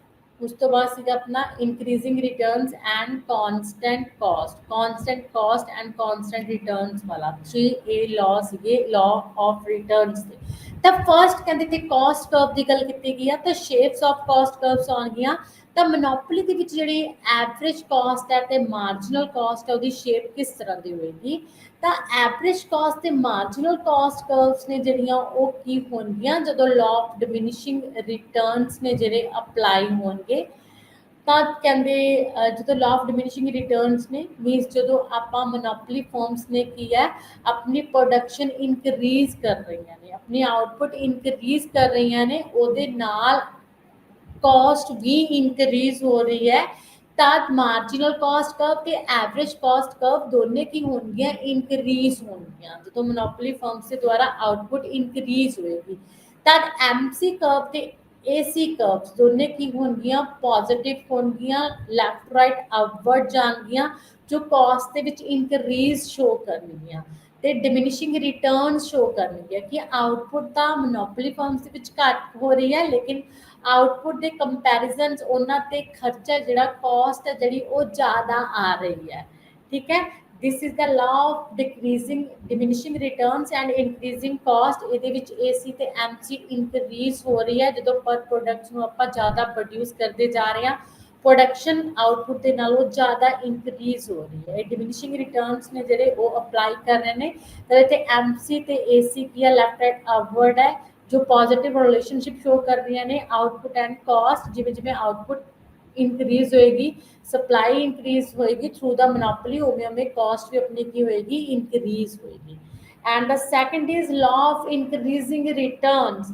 ਜਦੋਂ ਲਾ ਆਫ ਇਨਕਰੀਜ਼ਿੰਗ ਰਿਟਰਨਸ ਹੋਣਗੇ ਤਾਂ ਕਾਸਟ ਕੀ ਹੁੰਦੀ ਹੈ, ਡਿਮਿਨਿਸ਼ਿੰਗ ਹੁੰਦੀ ਹੈ। ਮੀਨਸ ਜਿਵੇਂ ਆਪਾਂ ਆਊਟਪੁੱਟ ਇਨਕਰੀਜ਼ ਕਰਦੇ ਹਾਂ, ਇਨਪੁਟਸ ਲਗਾਉਂਦੇ ਹਾਂ, ਵੇਰੀਏਬਲਸ ਫੈਕਟਰਸ ਨੂੰ ਯੂਜ਼ ਕਰਦੇ ਹਾਂ ਸ਼ਾਰਟ ਰਨ ਦੇ ਵਿੱਚ ਪ੍ਰੋਡਕਸ਼ਨ ਨੂੰ ਇਨਕਰੀਜ਼ ਕਰਨ ਦੇ ਲਈ। ਜਦ ਵੇਰੀਏਬਲਸ ਫੈਕਟਰਸ ਲੇਬਰ ਤੇ ਰॉ ਮਟੀਰੀਅਲ ਨੂੰ ਆਪਾਂ ਇਨਕਰੀਜ਼ ਕਰਾਂਗੇ ਤਾਂ ਆਊਟਪੁੱਟ ਆਪਣੀ ਉਸ ਤੋਂ ਕਈ ਗੁਣਾ ਜ਼ਿਆਦਾ ਕੀ ਹੋ ਜਾਏਗੀ, ਇਨਕਰੀਜ਼ ਹੋ ਜਾਏਗੀ। ਤੇ ਜਿਹੜੀ ਆਊਟਪੁੱਟ ਤੇ ਕਾਸਟ ਆ ਰਹੀ ਹੈ ਉਹ ਕੀ ਹੋਏਗੀ, ਆਪਣੀ ਡਿਕਰੀਜ਼ ਹੋਏਗੀ। ਮੀਨਸ ਇਨਕਰੀਜ਼ਿੰਗ ਰਿਟਰਨਸ ਹੋਣਗੇ, ਆਊਟਪੁੱਟ ਜ਼ਿਆਦਾ ਹੋਏਗੀ, ਡਿਮਿਨਿਸ਼ਿੰਗ ਕਾਸਟ ਹੋਏਗੀ, ਕਾਸਟ ਘਟੇਗੀ। ਤਾਂ ਕਹਿੰਦੇ ਐਵਰੇਜ ਕਾਸਟ ਤੇ ਮਾਰਜਨਲ ਕਾਸਟ ਕੀ ਆਪਣੀ ਘਟੇਗੀ ਜਦੋਂ ਆਪਾਂ ਪ੍ਰੋਡਕਸ਼ਨ ਨੂੰ ਆਊਟਪੁੱਟ ਨੂੰ ਇਨਕਰੀਜ਼ ਕਰਾਂਗੇ। ਤਦ ਕਹਿੰਦੇ ਸ਼ੇਪਸ ਆਫ ਐਮਸੀ ਤੇ ਏਸੀ ਕੀ ਹੋਏਗੀ ਮੋਨੋਪੋਲੀ ਦੇ ਵਿੱਚ। ਇੱਥੇ ਤੁਸੀਂ ਡਾਇਗਰਾਮ ਦੇ ਵਿੱਚ ਦੇਖ ਸਕਦੇ ਹੋ OX ਤੇ ਆਊਟਪੁੱਟ ਦਿਖਾਈ ਹੋਈ ਆ, OY ਤੇ ਕਾਸਟ ਦਿਖਾਈ ਹੋਈ ਹੈ। ਇੱਥੇ MC ਤੇ AC ਕੀ ਨੇ, ਲੈਫਟ ਰਾਈਟ ਡਾਊਨਵਰਡ ਨੇ, ਜੋ ਕਾਸਟ ਕਰਵਸ ਦੇ ਵਿੱਚ ਡਿਕਰੀਜ਼ ਦੱਸ ਰਹੀਆਂ ਨੇ ਕਿ ਐਵਰੇਜ ਕਾਸਟ ਤੇ ਮਾਰਜਨਲ ਕਾਸਟ ਹੈ ਉਹ ਮੋਨੋਪੋਲੀ ਦੇ ਵਿੱਚ ਫਰਮਸ ਦੇ ਵਿੱਚ ਘਟ ਰਹੀ ਹੈ ਜਿਵੇਂ ਜਿਵੇਂ ਆਪਾਂ ਆਊਟਪੁੱਟ ਨੂੰ ਜ਼ਿਆਦਾ ਇਨਕਰੀਜ਼ ਕਰਦੇ ਹਾਂ। ਤਾਂ ਇੱਥੇ MC is a marginal cost curve and AC is a average cost curve. ਤਾਂ MC ਵੀ ਘਟ ਰਹੀ ਹੈ, ਮਾਰਜਨਲ ਕਾਸਟ ਵੀ ਘਟ ਰਹੀ ਹੈ, ਜ਼ਿਆਦਾ ਘਟ ਰਹੀ ਹੈ AC ਦੇ ਨਾਲੋਂ, ਤੇ ਐਵਰੇਜ ਕਾਸਟ ਵੀ ਘਟ ਰਹੀ ਹੈ ਜਿਵੇਂ ਜਿਵੇਂ ਆਪਾਂ ਆਊਟਪੁੱਟ ਜ਼ਿਆਦਾ ਕਰਦੇ ਹਾਂ ਤਾਂ ਕਾਸਟ ਆਪਣੀ ਡਿਕਰੀਜ਼ ਹੁੰਦੀ ਜਾ ਰਹੀ ਹੈ। This is the law of increasing returns and decreasing cost ਜੋ ਮੋਨੋਪੋਲੀ ਦੇ ਵਿੱਚ ਅਪਲਾਈ ਹੋ ਰਿਹਾ ਹੈ। ਐਂਡ ਇੱਕ ਸੀਗਾ ਆਪਣਾ constant returns and constant cost. Constant returns and constant cost ਦੇ ਵਿੱਚ ਜੋ ਆਪਣਾ AC ਤੇ MC ਹੋਏਗੀ ਉਹ ਕੀ ਹੋਏਗੀ, ਕਾਂਸਟੈਂਟ ਹੋਏਗੀ। AC is equal to MC ਹੋਏਗੀ। ਜਦੋਂ ਆਪਣਾ ਕਾਂਸਟੈਂਟ ਕਾਸਟ ਵਾਲਾ ਲਾਅ ਅਪਲਾਈ ਹੋਏਗਾ ਮੀਨਸ ਜਿੰਨੀ ਆਊਟਪੁੱਟ ਉਨੀ ਹੀ ਆਪਣੀ ਕਾਸਟ, ਤਦ ਕੀ ਹੈ ਮੀਨਸ ਆਊਟਪੁੱਟ ਇਨਕਰੀਜ਼ ਹੋ ਰਹੀ ਹੈ, ਕਾਸਟ ਸੇਮ ਹੈ, ਕਾਸਟ ਦੇ ਵਿੱਚ ਕਿਸੇ ਵੀ ਤਰ੍ਹਾਂ ਦਾ ਕੋਈ ਵੀ ਚੇਂਜ ਨਹੀਂ ਹੈਗਾ ਤਾਂ ਐਵਰੇਜ ਕਾਸਟ ਤੇ ਮਾਰਜਨਲ ਕਾਸਟ ਸੇਮ ਰਹੇਗੀ। ਐਕਸ ਐਕਸਿਸ ਦੇ ਪੈਰਲਲ ਰਹੇਗੀ, ਠੀਕ ਹੈ, ਐਕਸ ਐਕਸਿਸ ਦੇ ਪੈਰਲਲ ਰਹੇਗੀ AC ਤੇ MC ਕਾਂਸਟੈਂਟ ਕਾਸਟ ਦੇ ਰਿਟਰਨਸ ਦੇ ਵਿੱਚ, ਠੀਕ ਹੈ। ਤਦ ਕਹਿੰਦੇ MC is equal to AC ਰਹੇਗੀ, ਜਿੰਨੀ ਮਾਰਜਨਲ ਕਾਸਟ ਓਨੀ average cost. It is a situations where in cost of production remains constant whereas production is more or less। and the assumptions ਕੀ ਸੀਗੀਆਂ ਆਪਣੀਆਂ ਮੋਨੋਪੋਲੀ ਦੀਆਂ, ਅਧਿਕਤਮ ਲਾਭ ਕਹਿੰਦੇ ਪ੍ਰਾਈਸ ਤੇ ਆਊਟਪੁੱਟ ਡਿਟਰਮੀਨੇਸ਼ਨ ਕਿੱਥੇ ਹੋਏਗਾ, ਸਭ ਤੋਂ ਪਹਿਲਾਂ ਆਊਟਪੁੱਟ ਡਿਟਰਮੀਨੇਸ਼ਨ ਕਿੱਥੇ ਹੋਏਗਾ, ਜਿੱਥੇ ਕਹਿੰਦੇ ਮੈਕਸਿਮਮ ਪ੍ਰੋਫਿਟ ਹੋ ਰਿਹਾ ਹੁੰਦਾ ਹੈ। ਅਧਿਕਤਮ ਲਾਭ ਹੋਣਾ ਜ਼ਰੂਰੀ ਹੈ ਮੋਨੋਪੋਲੀ ਦੇ ਵਿੱਚ। ਫਰਮਸ ਕਹਿੰਦੇ ਅਗਰ ਤਾਂ ਮੈਕਸਿਮਮ ਪ੍ਰੋਫਿਟ ਜ਼ਿਆਦਾ ਹੁੰਦਾ ਜਾਏਗਾ ਤਾਂ ਪ੍ਰੋਡਕਸ਼ਨ ਇਨਕਰੀਜ਼ ਹੋਏਗੀ, ਅਗਰ ਨਾਰਮਲ ਪ੍ਰੋਫਿਟ ਹੋਏਗਾ ਤਾਂ ਪ੍ਰੋਡਕਸ਼ਨ ਇਨਕਰੀਜ਼ ਨਹੀਂ ਹੋਏਗੀ, ਅਗਰ ਲਾਸ ਮਿनिमम ਲਾਸ ਹੋਏਗਾ ਤਾਂ ਪ੍ਰੋਡਕਸ਼ਨ ਆਪਣੀ ਬੰਦ ਹੋ ਜਾਏਗੀ। ਤੇ ਨਜ਼ਦੀਕੀ ਪ੍ਰਤੀਸਥਾਪਨ ਦਾ ਨਾ ਹੋਣਾ, ਕਹਿੰਦੇ ਮੋਨੋਪੋਲੀ ਦੇ ਵਿੱਚ ਕੋਈ ਵੀ ਕਲੋਜ਼ ਸਬਸਟੀਟਿਊਸ਼ਨ ਨਹੀਂ ਹੁੰਦਾ। ਬਾਜ਼ਾਰ ਵਿੱਚ ਖਰੀਦਦਾਰ ਦੀ ਸੰਖਿਆ ਦਾ ਜ਼ਿਆਦਾ ਹੋਣਾ, a large number of buyers ਹੁੰਦੇ ਨੇ in the market। Determination in of price and equilibrium under monopoly, ਜੋ ਆਪਾਂ ਪੜ੍ਹ ਰਹੇ ਹਾਂ ਕਿ ਜਿਹੜਾ ਪ੍ਰਾਈਸ ਹੈ ਉਹ ਕਿੱਦਾਂ ਫਿਕਸ ਹੋਏਗਾ ਮੋਨੋਪੋਲੀ ਦੇ ਅੰਡਰ, ਐਂਡ ਇਕੁਇਲਿਬ੍ਰੀਅਮ ਦੀ ਪੋਜੀਸ਼ਨ ਕਿੱਥੇ ਆਏਗੀ ਮੋਨੋਪੋਲੀ ਦੇ ਅੰਡਰ। ਇਕੁਇਲਿਬ੍ਰੀਅਮ ਦੀ ਪੋਜੀਸ਼ਨ ਜਿੱਥੇ ਡਿਮਾਂਡ ਐਂਡ ਸਪਲਾਈ ਇਕੁਅਲ ਹੈ, ਠੀਕ ਹੈ, ਜਿੱਥੇ ਆਪਾਂ ਨੂੰ ਪ੍ਰੋਫਿਟਸ ਹੋ ਰਹੇ ਨੇ। ਐਂਡ ਡਿਟਰਮੀਨੇਸ਼ਨ ਆਫ ਪ੍ਰਾਈਸ ਕਿੱਥੇ ਫਿਕਸ ਹੋਏਗਾ ਤਾਂ ਆਪਾਂ ਦੇਖ ਸਕਦੇ ਹਾਂ ਕਿ price determination in very short period, very short period ਦੇ ਵਿੱਚ ਕਹਿੰਦੇ ਕਿਹੜਾ ਪ੍ਰਾਈਸ ਕਿਵੇਂ ਫਿਕਸ ਹੋਏਗਾ, monopoly price determination under short period. ਤੇ ਉਸ ਤੋਂ ਬਾਅਦ total revenue and total cost approach ਦੇ ਥਰੂ ਆਪਾਂ ਦੇਖ ਸਕਦੇ ਹਾਂ ਪ੍ਰਾਈਸ ਡਿਟਰਮੀਨੇਸ਼ਨ, ਜਾਂ ਫਿਰ ਆਊਟਪੁੱਟ ਡਿਟਰਮੀਨੇਸ਼ਨ ਦੇਖ ਸਕਦੇ ਹਾਂ, ਇਕੁਇਲਿਬ੍ਰੀਅਮ ਦੇਖ ਸਕਦੇ ਹਾਂ। ਤਾਂ ਇੱਥੇ ਫਿਰ ਤੋਂ ਕਹਿੰਦੇ ਟੂ ਸਿਚੁਏਸ਼ਨਸ ਨੇ, ਟੂ ਮੈਥਡਸ ਨੇ, ਟੂ ਅਪਰੋਚਸ ਨੇ ਜਿਨ੍ਹਾਂ ਨੂੰ ਦੇਖ ਕੇ ਆਪਾਂ ਆਪਣਾ ਜਿਹੜਾ ਹੈ ਇਕੁਇਲਿਬ੍ਰੀਅਮ ਦੀ ਪੋਜੀਸ਼ਨ ਦੇਖ ਸਕਦੇ ਹਾਂ। ਤਾਂ first is total revenue and total cost approach, and second is marginal revenue and marginal cost method, and monopoly price determination in long run। ਤਾਂ ਜਿਹੜੇ ਆਪਣੇ ਪੁਆਇੰਟਸ ਨੇ ਆਪਾਂ ਦੇਖਾਂਗੇ ਸ਼ਾਰਟ ਰਨ ਦੇ ਵਿੱਚ ਡਿਟਰਮੀਨੇਸ਼ਨ ਪ੍ਰਾਈਸ ਕਿੱਦਾਂ ਫਿਕਸ ਕੀਤਾ ਜਾਂਦਾ ਹੈ, ਤੇ ਵੈਰੀ ਸ਼ਾਰਟ ਪੀਰੀਅਡ ਦੇ ਵਿੱਚ, ਤੇ ਜਿਹੜੇ ਆਪਣੇ ਟੂ ਅਪਰੋਚਸ ਨੇ ਜਿਨ੍ਹਾਂ ਦੇ ਥਰੂ ਆਪਾਂ ਇਕੁਇਲਿਬ੍ਰੀਅਮ ਦੇਖ ਸਕਦੇ ਹਾਂ, that is a total approach and total cost and total revenue method, and second is marginal cost and marginal revenue method। ਤਾਂ ਸਭ ਤੋਂ ਪਹਿਲਾਂ ਆਪਾਂ ਦੇਖਦੇ ਹਾਂ ਫਰਸਟ ਮੈਥਡ, ਠੀਕ ਹੈ, ਕਿਉਂਕਿ ਕਹਿੰਦੇ monopolistic will so determine the price of the product। ਕਹਿੰਦੇ ਕੋਈ ਵੀ ਜਿਹੜਾ ਮੋਨੋਪਲਿਸਟਿਕ ਹੈ ਉਹ ਆਪਣੇ ਫਰਮ ਦੇ ਵਿੱਚ ਪ੍ਰਾਈਸ ਪ੍ਰੋਡਕਟ ਦਾ ਇਸ ਤਰ੍ਹਾਂ ਫਿਕਸ ਕਰੇਗਾ ਤਾਂ ਜੋ ਉਹਨੂੰ ਮੈਕਸਿਮਮ ਪ੍ਰੋਫਿਟ ਹੋਵੇ, ਕਿਉਂਕਿ ਮੇਨ ਸੋਲ ਜਿਹੜਾ ਉਹਦਾ ਏਮ ਹੁੰਦਾ ਉਹ ਕਿਹਦਾ, ਮੈਕਸਿਮਮ ਪ੍ਰੋਫਿਟ ਗੇਨ ਕਰਨਾ। ਤੇ ਉਹ ਸ਼ਾਰਟ ਰਨ ਦੇ ਵਿੱਚ ਕਦੋਂ ਇਕੁਇਲਿਬ੍ਰੀਅਮ ਦੇ ਵਿੱਚ ਰਹੇ ਤਾਂ ਟੂ ਅਪਰੋਚਸ ਨੇ। First is the total revenue and total ਜਿਹੜਾ ਹੈ ਆਪਣਾ revenue and total cost approach, ਠੀਕ ਹੈ। ਤਾਂ ਇਹਦੇ ਵਿੱਚ ਤੁਸੀਂ ਦੇਖ ਸਕਦੇ ਹੋ ਆਪਣਾ ਟੋਟਲ ਰੈਵਨਿਊ ਦਿਖਾਇਆ ਹੋਇਆ ਹੈ, TR ਐਂਡ AR ਤੇ MR ਰੈਵਨਿਊ ਕਰਵਸ ਦਿਖਾਈ ਹੋਈਆਂ ਨੇ। Monopoly price under very short period, ਤਾਂ ਇਹਦੇ ਵਿੱਚ ਟੋਟਲ ਰੈਵਨਿਊ, ਮਾਰਜਨਲ ਰੈਵਨਿਊ ਤੇ ਐਵਰੇਜ ਰੈਵਨਿਊ ਤੇ ਜਿਹੜਾ ਪ੍ਰਾਈਸ ਆਪਣਾ ਡਿਪੈਂਡ ਕਰਦਾ ਹੈ। ਤਾਂ ਤੁਸੀਂ ਇੱਥੇ ਦੇਖ ਸਕਦੇ ਹੋ ਕਿ TR is a total revenue curve, and AR is the average revenue curve and MR is the marginal revenue curve। ਜਿਵੇਂ ਮੈਂ ਤੁਹਾਨੂੰ ਦੱਸਿਆ ਸੀ ਮੋਨੋਪੋਲੀ ਦੇ ਵਿੱਚ AR ਤੇ MR ਕੀ ਹੋਣਗੇ, ਲੈਫਟ ਰਾਈਟ ਡਾਊਨਵਰਡ ਜਾਣਗੇ। AR ਤੇ MR ਦੋਨੇ ਕੀ ਹੋਣਗੇ, ਘਟਣਗੇ। ਜਦੋਂ ਜਾਂ ਪ੍ਰਾਈਸਿਸ ਇਨਕਰੀਜ਼ ਹੁੰਦਾ ਹੈ ਤਾਂ AR ਤੇ MR ਆਪਣੇ ਕੀ ਹੁੰਦੇ ਨੇ, ਡਿਕਰੀਜ਼, ਕਿਉਂਕਿ ਕੁਆਂਟੀਟੀ ਆਪਾਂ ਪ੍ਰਾਈਸ ਘਟਣ ਤੇ ਕੁਆਂਟੀਟੀ ਘੱਟ ਸੇਲ ਹੁੰਦੀ ਆ। ਐਂਡ ਜਦੋਂ ਪ੍ਰਾਈਸਿਸ ਘੱਟ ਹੁੰਦਾ ਤਾਂ ਆਪਾਂ ਕੁਆਂਟੀਟੀ ਜ਼ਿਆਦਾ ਸੇਲ ਕਰ ਸਕਦੇ ਕਿਉਂਕਿ ਡਿਮਾਂਡ ਜ਼ਿਆਦਾ ਹੁੰਦੀ ਹੈ। AR is also a demand curve. ਤਾਂ ਤੁਹਾਨੂੰ ਇਹ ਵੀ ਦੱਸਿਆ ਸੀ ਕਿ AR ਆਪਣੀ ਸਿਰਫ ਪੋਜ਼ਿਟਿਵ ਰਹੇਗੀ, ਲੇਕਿਨ MR ਆਪਣੀ ਉਹ ਜ਼ੀਰੋ ਵੀ ਹੋ ਸਕਦੀ ਹੈ ਤੇ ਨੈਗੇਟਿਵ ਵੀ ਹੋ ਸਕਦੀ ਹੈ। ਤਾਂ ਇੱਥੇ ਤੁਸੀਂ ਦੇਖ ਸਕਦੇ ਹੋ ਐਨ ਪੁਆਇੰਟ ਤੇ MR ਆਪਣੀ ਜ਼ੀਰੋ ਆ ਤੇ ਐਨ ਪੁਆਇੰਟ ਤੋਂ ਬਾਅਦ MR ਮਾਰਜਨਲ ਰੈਵਨਿਊ ਆਪਣਾ ਕੀ ਆ, ਨੈਗੇਟਿਵ ਹੈ। ਤਾਂ ਇੱਥੇ ਤੁਸੀਂ ਦੇਖ ਸਕਦੇ ਹੋ TR ਕੀ ਹੈ, ਟੋਟਲ ਰੈਵਨਿਊ। ਕਹਿੰਦੇ ਟੋਟਲ ਰੈਵਨਿਊ ਪਹਿਲਾਂ ਕੀ ਹੋ ਰਿਹਾ, ਇਨਕਰੀਜ਼ ਹੋ ਰਿਹਾ। TR ਇਨਕਰੀਜ਼ ਹੋ ਰਹੀ ਹੈ। C ਪੁਆਇੰਟ ਤੇ ਕੀ ਹੈ, ਮੈਕਸਿਮਮ ਹੈ। ਜਿੱਥੇ ON ਆਊਟਪੁੱਟ ਹੋ ਰਹੀ ਹੈ ਉੱਥੇ ਆਪਣਾ ਟੋਟਲ ਰੈਵਨਿਊ ਹੈ ਜਿਹੜਾ ਫਰਮਸ ਉਹ ਮੈਕਸਿਮਮ ਹੈ। ਐਂਡ C ਪੁਆਇੰਟ ਤੋਂ ਬਾਅਦ D ਪੁਆਇੰਟ ਤੱਕ ਜਿਹੜਾ ਆਪਣਾ ਆਊਟਪੁੱਟ ਹੈ ਉਹ ਤਾਂ ਇਨਕਰੀਜ਼ ਹੋ ਰਹੀ ਹੈ, ਲੇਕਿਨ ਟੋਟਲ ਰੈਵਨਿਊ ਜਿਹੜਾ ਉਹ ਕੀ ਹੋ ਰਿਹਾ, ਡਿਕਰੀਜ਼ ਹੋ ਰਿਹਾ। ਤਾਂ ਨੀਚੇ ਤੁਸੀਂ ਦੇਖ ਸਕਦੇ ਹੋ ਕਿ A ਪੁਆਇੰਟ ਤੇ ਜਿੱਥੇ CP ਮੈਕਸਿਮਮ ਹੈ, C ਮੈਕਸਿਮਮ ਆਪਣਾ ਮੈਕਸਿਮਮ ਜਿੱਥੇ TR ਹੈ, ਠੀਕ ਹੈ, ਤੇ ON ਪ੍ਰੋਡਕਸ਼ਨ ਹੋ ਰਹੀ ਹੈ, ਨੀਚੇ ਵੀ ON ਪ੍ਰੋਡਕਸ਼ਨ ਹੋ ਰਹੀ ਹੈ। ਤੇ A ਪੁਆਇੰਟ ਤੇ ਐਵਰੇਜ ਰੈਵਨਿਊ ਜ਼ਿਆਦਾ ਹੈ। ਐਂਡ ਉਸ ਤੋਂ ਬਾਅਦ D ਪੁਆਇੰਟ ਤੇ ਜਿੱਥੇ TR ਆਪਣੀ ਘਟ ਰਹੀ ਹੈ ਤੇ N1 ਪ੍ਰੋਡਕਸ਼ਨ ਹੋ ਰਹੀ ਹੈ, ਉੱਥੇ ਆਪਣਾ ਐਵਰੇਜ ਰੈਵਨਿਊ ਘੱਟ ਹੋ ਰਿਹਾ ਹੈ। A ਤੋਂ B ਪੁਆਇੰਟ ਤੇ ਆ ਜਾਣੇ ਆਪਾਂ। ਤੇ ਪ੍ਰਾਈਸ ਵੀ ਘੱਟ ਹੋ ਰਿਹਾ ਹੈ। P ਪੁਆਇੰਟ ਤੇ ਪ੍ਰਾਈਸ ਜ਼ਿਆਦਾ ਹੈ, P1 ਪੁਆਇੰਟ ਤੇ ਪ੍ਰਾਈਸ ਘਟਣ ਦੇ ਕਰਕੇ ਜਦੋਂ ਕੁਆਂਟੀਟੀ ਇਨਕਰੀਜ਼ ਹੋਗੀ ਤਾਂ ਡਿਮਾਂਡ ਆਪਣੀ ਪ੍ਰਾਈਸ ਘਟਣ ਦੇ ਨਾਲ ਡਿਮਾਂਡ ਇਨਕਰੀਜ਼ ਹੋਗੀ, ਠੀਕ ਹੈ, ਲੇਕਿਨ ਪ੍ਰਾਈਸ ਘਟ ਗਿਆ ਜਿਹਦੇ ਕਰਕੇ ਆਪਣਾ ਟੋਟਲ ਰੈਵਨਿਊ ਵੀ ਘਟ ਗਿਆ। ਐਂਡ ਉਸ ਤੋਂ ਬਾਅਦ ਜਿੱਥੇ ਆਪਣਾ C ਪੁਆਇੰਟ ਤੇ TR ਮੈਕਸਿਮਮ ਹੈ ਉੱਥੇ A ਪੁਆਇੰਟ ਤੇ ਐਵਰੇਜ ਰੈਵਨਿਊ ਜ਼ਿਆਦਾ ਹੈ ਐਂਡ N ਪੁਆਇੰਟ ਤੇ MR ਜ਼ੀਰੋ ਹੈ।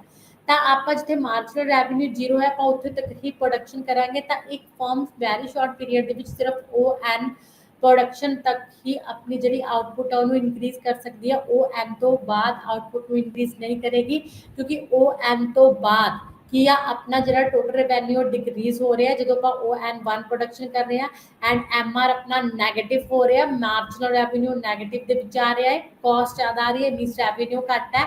ਐਂਡ ਜਿਹੜੀ AR ਕਰਵ ਹੈ ਉਹ ਵੀ ਆਪਣੀ ਡਾਊਨ ਹੋ ਰਹੀ ਹੈ, ਐਵਰੇਜ ਰੈਵਨਿਊ ਵੀ ਆਪਣਾ ਘਟ ਰਿਹਾ ਹੈ। ਤੇ C ਪੁਆਇੰਟ ਜਿੱਥੇ TR ਮੈਕਸਿਮਮ ਹੈ ਆਪਾਂ ਉੱਥੇ ਤੱਕ ਪ੍ਰੋਡਕਸ਼ਨ ਕਰਾਂਗੇ, ON ਪ੍ਰੋਡਕਸ਼ਨ ਤੱਕ ਉੱਥੇ MR ਜ਼ੀਰੋ ਹੈ, ਐਵਰੇਜ ਰੈਵਨਿਊ ਪੋਜ਼ਿਟਿਵ ਹੈ, ਜ਼ਿਆਦਾ ਹੈ, ਠੀਕ ਹੈ। ਤਾਂ ਇੱਥੇ ਦਿਸ ਇਜ਼ ਦਾ ਪ੍ਰੋਡਕਸ਼ਨ ਕਿ ਵੈਰੀ ਸ਼ਾਰਟ ਪੀਰੀਅਡ ਦੇ ਵਿੱਚ ਆਪਾਂ ਇੱਥੋਂ ਤੱਕ ਆਪਣੀ ਪ੍ਰੋਡਕਸ਼ਨ ਕਰ ਸਕਦੇ ਹਾਂ। ਤਾਂ ਮੈਕਸਿਮਮ ਪ੍ਰੋਫਿਟ ਆਪਾਂ ਨੂੰ C ਪੁਆਇੰਟ ਤੇ ਹੋ ਰਿਹਾ ਹੈ ਜਿੱਥੇ MR zero and average revenue A ਹੈ। ਐਂਡ ਅੱਗੇ ਹੈ monopoly price determination under short period. Short period ਦੇ ਵਿੱਚ ਮੋਨੋਪੋਲੀ ਪ੍ਰਾਈਸ ਕਿੱਥੇ ਫਿਕਸ ਹੋਏਗਾ, ਕਹਿੰਦੇ total revenue and total cost ਹੈ ਅਪਰੋਚ ਦੇ ਥਰੂ। ਕਹਿੰਦੇ ਫਰਸਟ ਮੈਥਡ ਹੈ ਜਿਹੜਾ ਆਪਣਾ ਮੈਕਸਿਮਮ ਪ੍ਰੋਫਿਟ, ਕਿਉਂਕਿ ਜਿਹੜਾ ਆਪਣਾ ਮੋਨੋਪੋਲੀ ਫਰਮ ਹੈ ਇਕੁਇਲਿਬਰੀਅਮ ਦੀ ਪੋਜੀਸ਼ਨ ਦੇ ਵਿੱਚ ਕਿੱਥੋਂ ਹੋਏਗੀ। ਕਹਿੰਦੇ monopolistic can earn maximum profit by selling that amount of output at which difference between the total revenue and total cost is maximum। ਕਹਿੰਦੇ ਹਰ ਇੱਕ ਫਰਮ ਜਿਹੜੀ ਮੋਨੋਪੋਲੀ ਫਰਮ ਹੈ ਉਹ ਮੈਕਸਿਮਮ ਪ੍ਰੋਫਿਟ ਉੱਥੇ ਅਰਨ ਕਰੇਗੀ ਜਿੱਥੇ TC ਤੇ TR ਦਾ difference ਜ਼ਿਆਦਾ ਤੋਂ ਜ਼ਿਆਦਾ ਹੋਏਗਾ। ਹੁਣ TR is the total revenue and TC is the total cost, ਠੀਕ ਹੈ। ਤਾਂ ਇਹਨਾਂ ਦੋਨਾਂ ਨੂੰ ਟੋਟਲ ਕਾਸਟ ਦੇ ਵਿੱਚੋਂ ਜਦੋਂ ਆਪਾਂ ਟੋਟਲ ਰੈਵਨਿਊ ਦੇ ਵਿੱਚ ਜਦੋਂ ਆਪਾਂ ਟੋਟਲ ਕਾਸਟ ਮਾਈਨਸ ਕਰਾਂਗੇ, ਟੋਟਲ ਰੈਵਨਿਊ ਜੋ ਆਪਾਂ ਨੂੰ ਆਊਟਪੁੱਟ ਤੋਂ ਸੇਲ ਕਰਨ ਤੋਂ ਮਿਲ ਰਿਹਾ ਐਂਡ ਟੋਟਲ ਕਾਸਟ ਜੋ ਆਊਟਪੁੱਟ ਦੀ ਟੋਟਲ ਪ੍ਰੋਡਕਸ਼ਨ ਹੈ, ਜਦੋਂ ਆਪਾਂ TR ਦੇ ਵਿੱਚੋਂ TC ਮਾਈਨਸ ਕਰਾਂਗੇ ਤਾਂ ਇਜ਼ ਇਕੁਅਲ ਕੀ ਆਏਗਾ, TP ਟੋਟਲ ਪ੍ਰੋਫਿਟ ਆਏਗਾ ਆਪਾਂ ਨੂੰ। ਕਿ ਜੇ ਮੇਰੀ ਇਨਕਮ ਕਿੰਨੀ ਹੋਈ ਹੈ 1 ਲੱਖ ਹੋਈ ਹੈ ਤੇ ਮੇਰਾ ਖਰਚਾ 50,000 ਆਇਆ ਸੀ 100 ਗੁੱਡਸ ਦੀ ਪ੍ਰੋਡਕਸ਼ਨ ਤੇ, ਤਦ ਮੈਂ 1 ਲੱਖ ਚੋਂ 50,000 ਘਟਾ ਦੂੰਗੀ ਤਾਂ ਜਿਹੜਾ ਮੇਰਾ 50,000 ਬਚੇਗਾ that is a total profit. ਕਿ ਮੈਨੂੰ ਇੰਨਾ ਕੀ ਹੋਇਆ ਹੈ, ਟੋਟਲ ਪ੍ਰੋਫਿਟ ਹੋਇਆ। ਅਗਰ ਤਾਂ ਟੋਟਲ ਪ੍ਰੋਫਿਟ ਮੈਕਸਿਮਮ ਹੋਏਗਾ ਤਦ ਮੈਂ ਕੀ ਹੈ ਇਕੁਇਲਿਬਰੀਅਮ ਦੀ ਪੋਜੀਸ਼ਨ ਦੇ ਵਿੱਚ ਹੈ, ਇੱਕ ਫਰਮ ਇਕੁਇਲਿਬਰੀਅਮ ਦੀ ਪੋਜੀਸ਼ਨ ਦੇ ਵਿੱਚ ਹੈ ਤੇ ਉਹ ਪ੍ਰੋਫਿਟ ਗੇਨ ਕਰ ਰਹੀ ਹੈ ਕਿਉਂਕਿ ਉਹਨੂੰ ਮੈਕਸਿਮਮ ਪ੍ਰੋਫਿਟ ਅਰਨ ਹੋ ਰਿਹਾ ਹੈ ਤਾਂ ਉਸ ਸਿਚੁਏਸ਼ਨ ਦੇ ਵਿੱਚ ਉਹ ਆਪਣੀ ਆਊਟਪੁੱਟ ਨੂੰ ਕੈਰੀ ਅਰਨ ਕਰੇਗੀ। ਤਾਂ ਟੋਟਲ ਰੈਵਨਿਊ ਤੇ ਟੋਟਲ ਕਾਸਟ ਅਪਰੋਚ ਦੇ ਥਰੂ ਆਪਾਂ ਆਪਣੇ ਪ੍ਰੋਫਿਟ ਨੂੰ ਦੇਖ ਕੇ ਆਪਣਾ ਜਿਹੜਾ ਇਕੁਇਲਿਬਰੀਅਮ ਹੈ ਉਹਨੂੰ ਆਪਾਂ ਦੇਖ ਸਕਦੇ ਹਾਂ। ਤਾਂ ਇੱਥੇ ਤੁਸੀਂ ਦੇਖ ਸਕਦੇ ਹੋ OX ਅਕਸ਼ ਤੇ ਆਊਟਪੁੱਟ ਲਿੱਤੀ ਹੋਈ ਹੈ, OY ਅਕਸ਼ ਤੇ ਆਪਣਾ ਰੈਵਨਿਊ ਐਂਡ ਕਾਸਟ ਲਿੱਤੀ ਹੋਈ ਹੈ एंड अपनी जी टोटल रैवन्यू कर्व है मोनोपली फर्म की वो की है TR है ओरिजिन तो स्टार्ट हो रही है मीनस जो प्रोडक्शन जीरो है तो टोटल रैवन्यू भी जीरो ही है लेकिन शॉर्ट पीरियड के टीसी अपनी पी तो स्टार्ट हो रही है TC is the total cost पी तो क्यों स्टार्ट हो रही है क्योंकि TC is the sum of short period ਦੇ ਵਿੱਚ ਫਿਕਸਡ ਰਿਸੋਰਸਿਸ ਤੇ ਵੇਰੀਏਬਲਸ ਫੈਕਟਰਸ ਹੁੰਦੇ ਨੇ ਤਾਂ ਫਿਕਸ ਫੈਕਟਰਸ ਤੇ ਜੋ ਆਪਣੀ ਕਾਸਟ ਆਏਗੀ ਉਹ ਆਏਗੀ ਹੀ ਆਏਗੀ ਚਾਹੇ ਆਪਣੀ ਪ੍ਰੋਡਕਸ਼ਨ ਜ਼ੀਰੋ ਹੀ ਕਿਉਂ ਨਾ ਹੋਵੇ ਲੇਕਿਨ TBC ਆਪਣੀ ਜ਼ੀਰੋ ਹੋ ਸਕਦੀ ਹੈ ਤਦ ਆਪਣੀ ਜਿਹੜੀ ਟੋਟਲ ਕਾਸਟ ਹੈ ਉਹ ਓਰੀਜਨ ਤੋਂ ਸਟਾਰਟ ਨਾ ਹੋ ਕੇ ਪੀ ਤੋਂ ਸਟਾਰਟ ਹੋ ਰਹੀ ਹੈ ਤੇ ਜਿਹੜੀ ਆਪਣੀ TP ਹੈ this is the total profit curve ਹੈ ਜਿਹੜੀ ਉਹ R ਤੋਂ ਸਟਾਰਟ ਹੋ ਰਹੀ ਹੈ TRO ਤੋਂ ਐਂਡ TCP ਤੋਂ ਸਟਾਰਟ ਹੋ ਰਹੀ ਹੈ ਤੇ ਹੁਣ ਜਿੱਥੇ TC ਤੇ TR ਇੱਕ ਦੂਸਰੇ ਨੂੰ ਕੱਟ ਰਹੇ ਨੇ that point is a M point ਠੀਕ ਹੈ ਤੇ ਇੱਥੇ ਪ੍ਰੋਡਕਸ਼ਨ ਜੋ ਹੋ ਰਹੀ ਹੈ C ਆਊਟਪੁੱਟ ਹੋ ਰਹੀ ਹੈ M point is a equilibrium point ਜਿੱਥੇ TC is equal to TR ਹੈ ਇੱਥੇ monopoly form equilibrium ਦੇ ਵਿੱਚ ਹੈ M point ਤੋਂ ਪਹਿਲਾਂ TC greater than TR ਹੈ ਮਤਲਬ total cost ਆਪਣੀ ਜ਼ਿਆਦਾ ਹੈ ਤੇ total revenue ਘੱਟ ਹੈ ਤੇ M point ਤੋਂ ਬਾਅਦ ਕੀ ਹੋ ਰਿਹਾ ਹੈ ਜਿਹੜੀ ਆਪਣੀ monopoly firm ਦਾ total revenue ਹੈ means profit revenue greater than TC है total revenue greater than TC cost घट आ रही है OQ production ਤੇ AB is a total revenue total profit जो ਆਪਾਂ ਨੂੰ ਹੋ ਰਿਹਾ ਹੈ ਕਿਉਂਕਿ ਜਿਹੜੀ ਆਪਣੀ total revenue है OQ production ਤੋਂ ਜੋ ਸਾਨੂੰ ਹੋ ਰਿਹਾ ਹੈ that is a OQ and total cost ਹੈ ਜਿਹੜੀ OQ production the that is a BQ ਤਾਂ AQ minus BQ ਕਰਾਂਗੇ revenue ਦੇ ਵਿੱਚੋਂ BQ cost ਘਟਾਵਾਂਗੇ ਤਾਂ ਆਪਣੇ ਕੋਲ ਕੀ ਬਚ ਜਾਏਗਾ AB ਬਚ ਜਾਏਗਾ AB is a total profit क्योंकि AB रेवेन्यू ज़्यादा है कॉस्ट तो तब नीचे जी अपनी TP है C तो E पॉइंट तक अपनी की होएगी ऊपर चले जाएगी पॉजिटिव जाएगी मीनस टोटल प्रॉफिट अपन हो रहा है तो AP जिथे TR ते TC का डिफरेंस ज़्यादा है गैप ज़्यादा है ਉੱਥੇ ਆਪਣੀ ਟੋਟਲ ਪ੍ਰੋਡਕਸ਼ਨ ਟੋਟਲ ਪ੍ਰੋਫਿਟ ਆਪਾਂ ਨੂੰ ਕੀ ਹੋਏਗਾ ਮੈਕਸਿਮਮ ਹੋਏਗਾ ਤਾਂ E ਪੁਆਇੰਟ ਤੇ ਕੀ ਆਪਾਂ ਨੂੰ ਮੈਕਸਿਮਮ ਪ੍ਰੋਫਿਟ ਹੋ ਰਿਹਾ ਜੋ ਕਿੰਨਾ ਹੈ EQ is a maximum profit ਤਾਂ OQ ਪ੍ਰੋਡਕਸ਼ਨ ਤੋਂ ਬਾਅਦ ਵੀ ਆਪਾਂ ਆਪਣੀ ਜਿਹੜੀ ਪ੍ਰੋਡਕਸ਼ਨ ਹੈ ਜਾਰੀ ਰੱਖਾਂਗੇ ਕਿੱਥੋਂ ਤੱਕ ਬਾਅਦ ਦੇ ਵਿੱਚ ਆਪਾਂ ਨੇ ਪ੍ਰੋਡਕਸ਼ਨ ਇਨਕਰੀਜ਼ ਕੀਤੀ QD ਤੱਕ ਤਾਂ D ਪੁਆਇੰਟ ਤੇ ਆਪਣਾ ਫਿਰ ਇਕੁਇਲਿਬ੍ਰੀਅਮ ਦੀ ਪੋਜੀਸ਼ਨ ਹੈ ਜਿੱਥੇ TC and TR and point ਤੇ ਇੱਕ ਦੂਸਰੇ ਦੇ ਇਕੁਅਲ ਹੈ that point is the equilibrium ठीक है इक्विलिब्रियम की पोजीशन है जिथे नॉर्मल प्रॉफिट हो रहा है जिथे अपना TP की है 0 है D पॉइंट पे ठीक है तब कहते N is a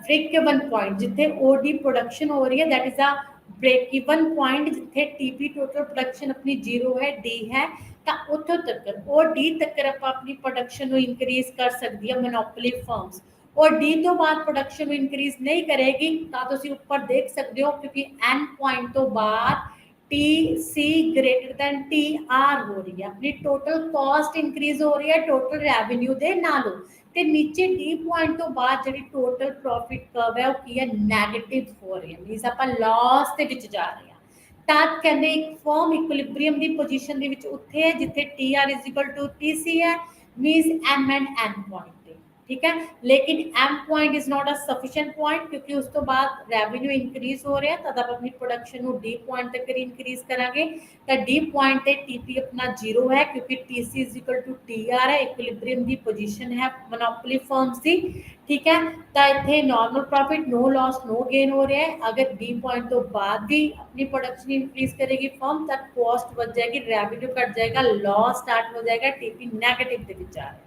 the equilibrium the position is N ਤੇ break even point is D point ਅਗਰ ਆਪਾਂ ਇੱਕ ਫਰਮ ਜਿਹੜੀ ਪ੍ਰੋਡਕਸ਼ਨ ਕਰੇਗੀ ਠੀਕ ਹੈ ਤੇ N is the equilibrium the position this is the total revenue and total cost approach and the second is ਜਿਹਦੇ ਥਰੂ ਕਹਿੰਦੇ monopoly firm ਦੇ ਵਿੱਚ ਆਪਾਂ equilibrium ਦੇਖ ਸਕਦੇ ਹਾਂ that is the marginal revenue and marginal cost theory ਠੀਕ ਹੈ ਤਾਂ cost curve ਤੁਹਾਨੂੰ ਪਤਾ ਹੈ ਕਿ cost curve different types ਦੀਆਂ ਹੁੰਦੀਆਂ ਨੇ शॉर्ट रन ਦੇ ਵਿੱਚ ABC ਹੋ ਗਿਆ ਆਪਣਾ ਤਾਂ AFC ਹੋ ਗਿਆ ਮਾਰਜਨਲ ਕਾਸਟ ਹੋ ਗਿਆ ਠੀਕ ਹੈ ਇੱਕ ਐਕਸਟਰਾ ਯੂਨਿਟ ਨੂੰ ਪ੍ਰੋਡਿਊਸ ਕਰਨ ਤੇ ਵੀ ਕਾਸਟ ਆਪਣੀ ਜੋ ਆਏਗੀ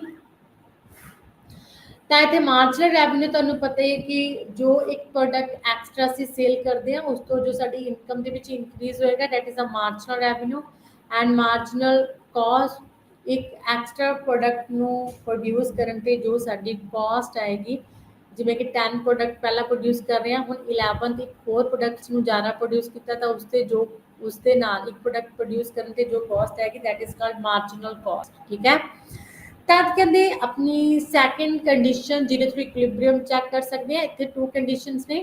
ਕਹਿੰਦੇ ਮੋਨੋਪੋਲੀ ਫਰਮ ਇਕੁਇਲਿਬ੍ਰੀਅਮ ਦੀ ਪੋਜੀਸ਼ਨ ਦੇ ਵਿੱਚ ਉਦੋਂ ਹੋਏਗੀ ਜਦੋਂ MC is equal to MR ਹੋਏਗਾ। ਕਹਿੰਦੇ ਉੱਥੇ ਪ੍ਰਾਈਸ ਡਿਟਰਮੀਨੇਸ਼ਨ ਤੇ ਇਕੁਇਲਿਬ੍ਰੀਅਮ ਦੀ ਪੋਜੀਸ਼ਨ ਹੋਏਗੀ ਜਿੱਥੇ MC is equal to MR ਹੋਏਗਾ, marginal cost is equal to marginal revenue ਦੇ ਇਕੁਅਲ ਹੋਏਗੀ। And second marginal curve cuts MR curve from ਬਿਲੋ।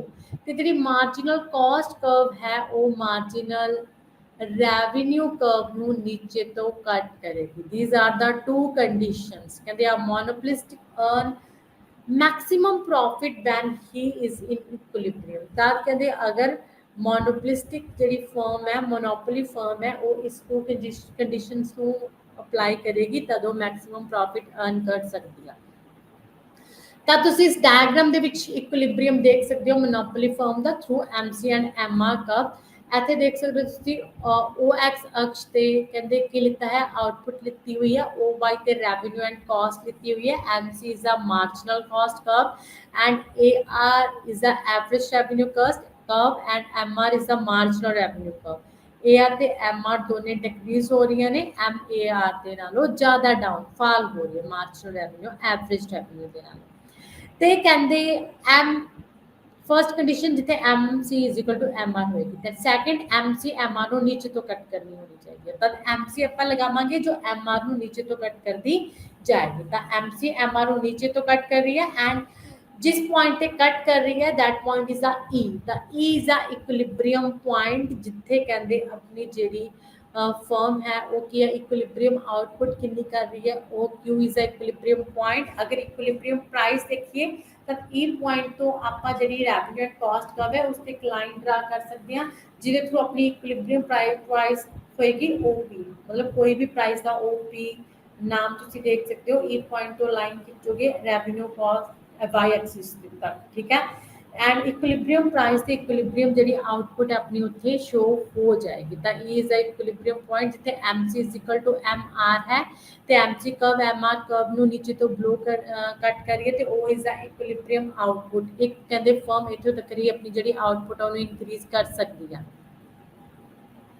ਕਹਿੰਦੇ ਜਿਹੜਾ ਆਪਣਾ ਪ੍ਰਾਈਸ ਐਂਡ ਆਊਟਪੁੱਟ ਡਿਟਰਮੀਨੇਸ਼ਨ ਹੈ मोनोपोली फर्म्स ਦੇ ਵਿੱਚ ਇਹ टू टाइम पीरियड्स ਦੇ ਵਿੱਚ ਆਪਾਂ ਦੱਸ ਸਕਦੇ ਹਾਂ, short run and long run. ਠੀਕ ਹੈ, टू टाइम पीरियड्स ਦੇ ਵਿੱਚ ਆਪਾਂ ਦੇਖਾਂਗੇ price determination in short run and long run. ਤਾਂ ਫਰਸਟ ਕਹਿੰਦੇ ਪ੍ਰਾਈਸ ਡਿਟਰਮੀਨੇਸ਼ਨ ਮੋਨੋਪੋਲੀ ਇਨ ਸ਼ਾਰਟ ਪੀਰੀਅਡ।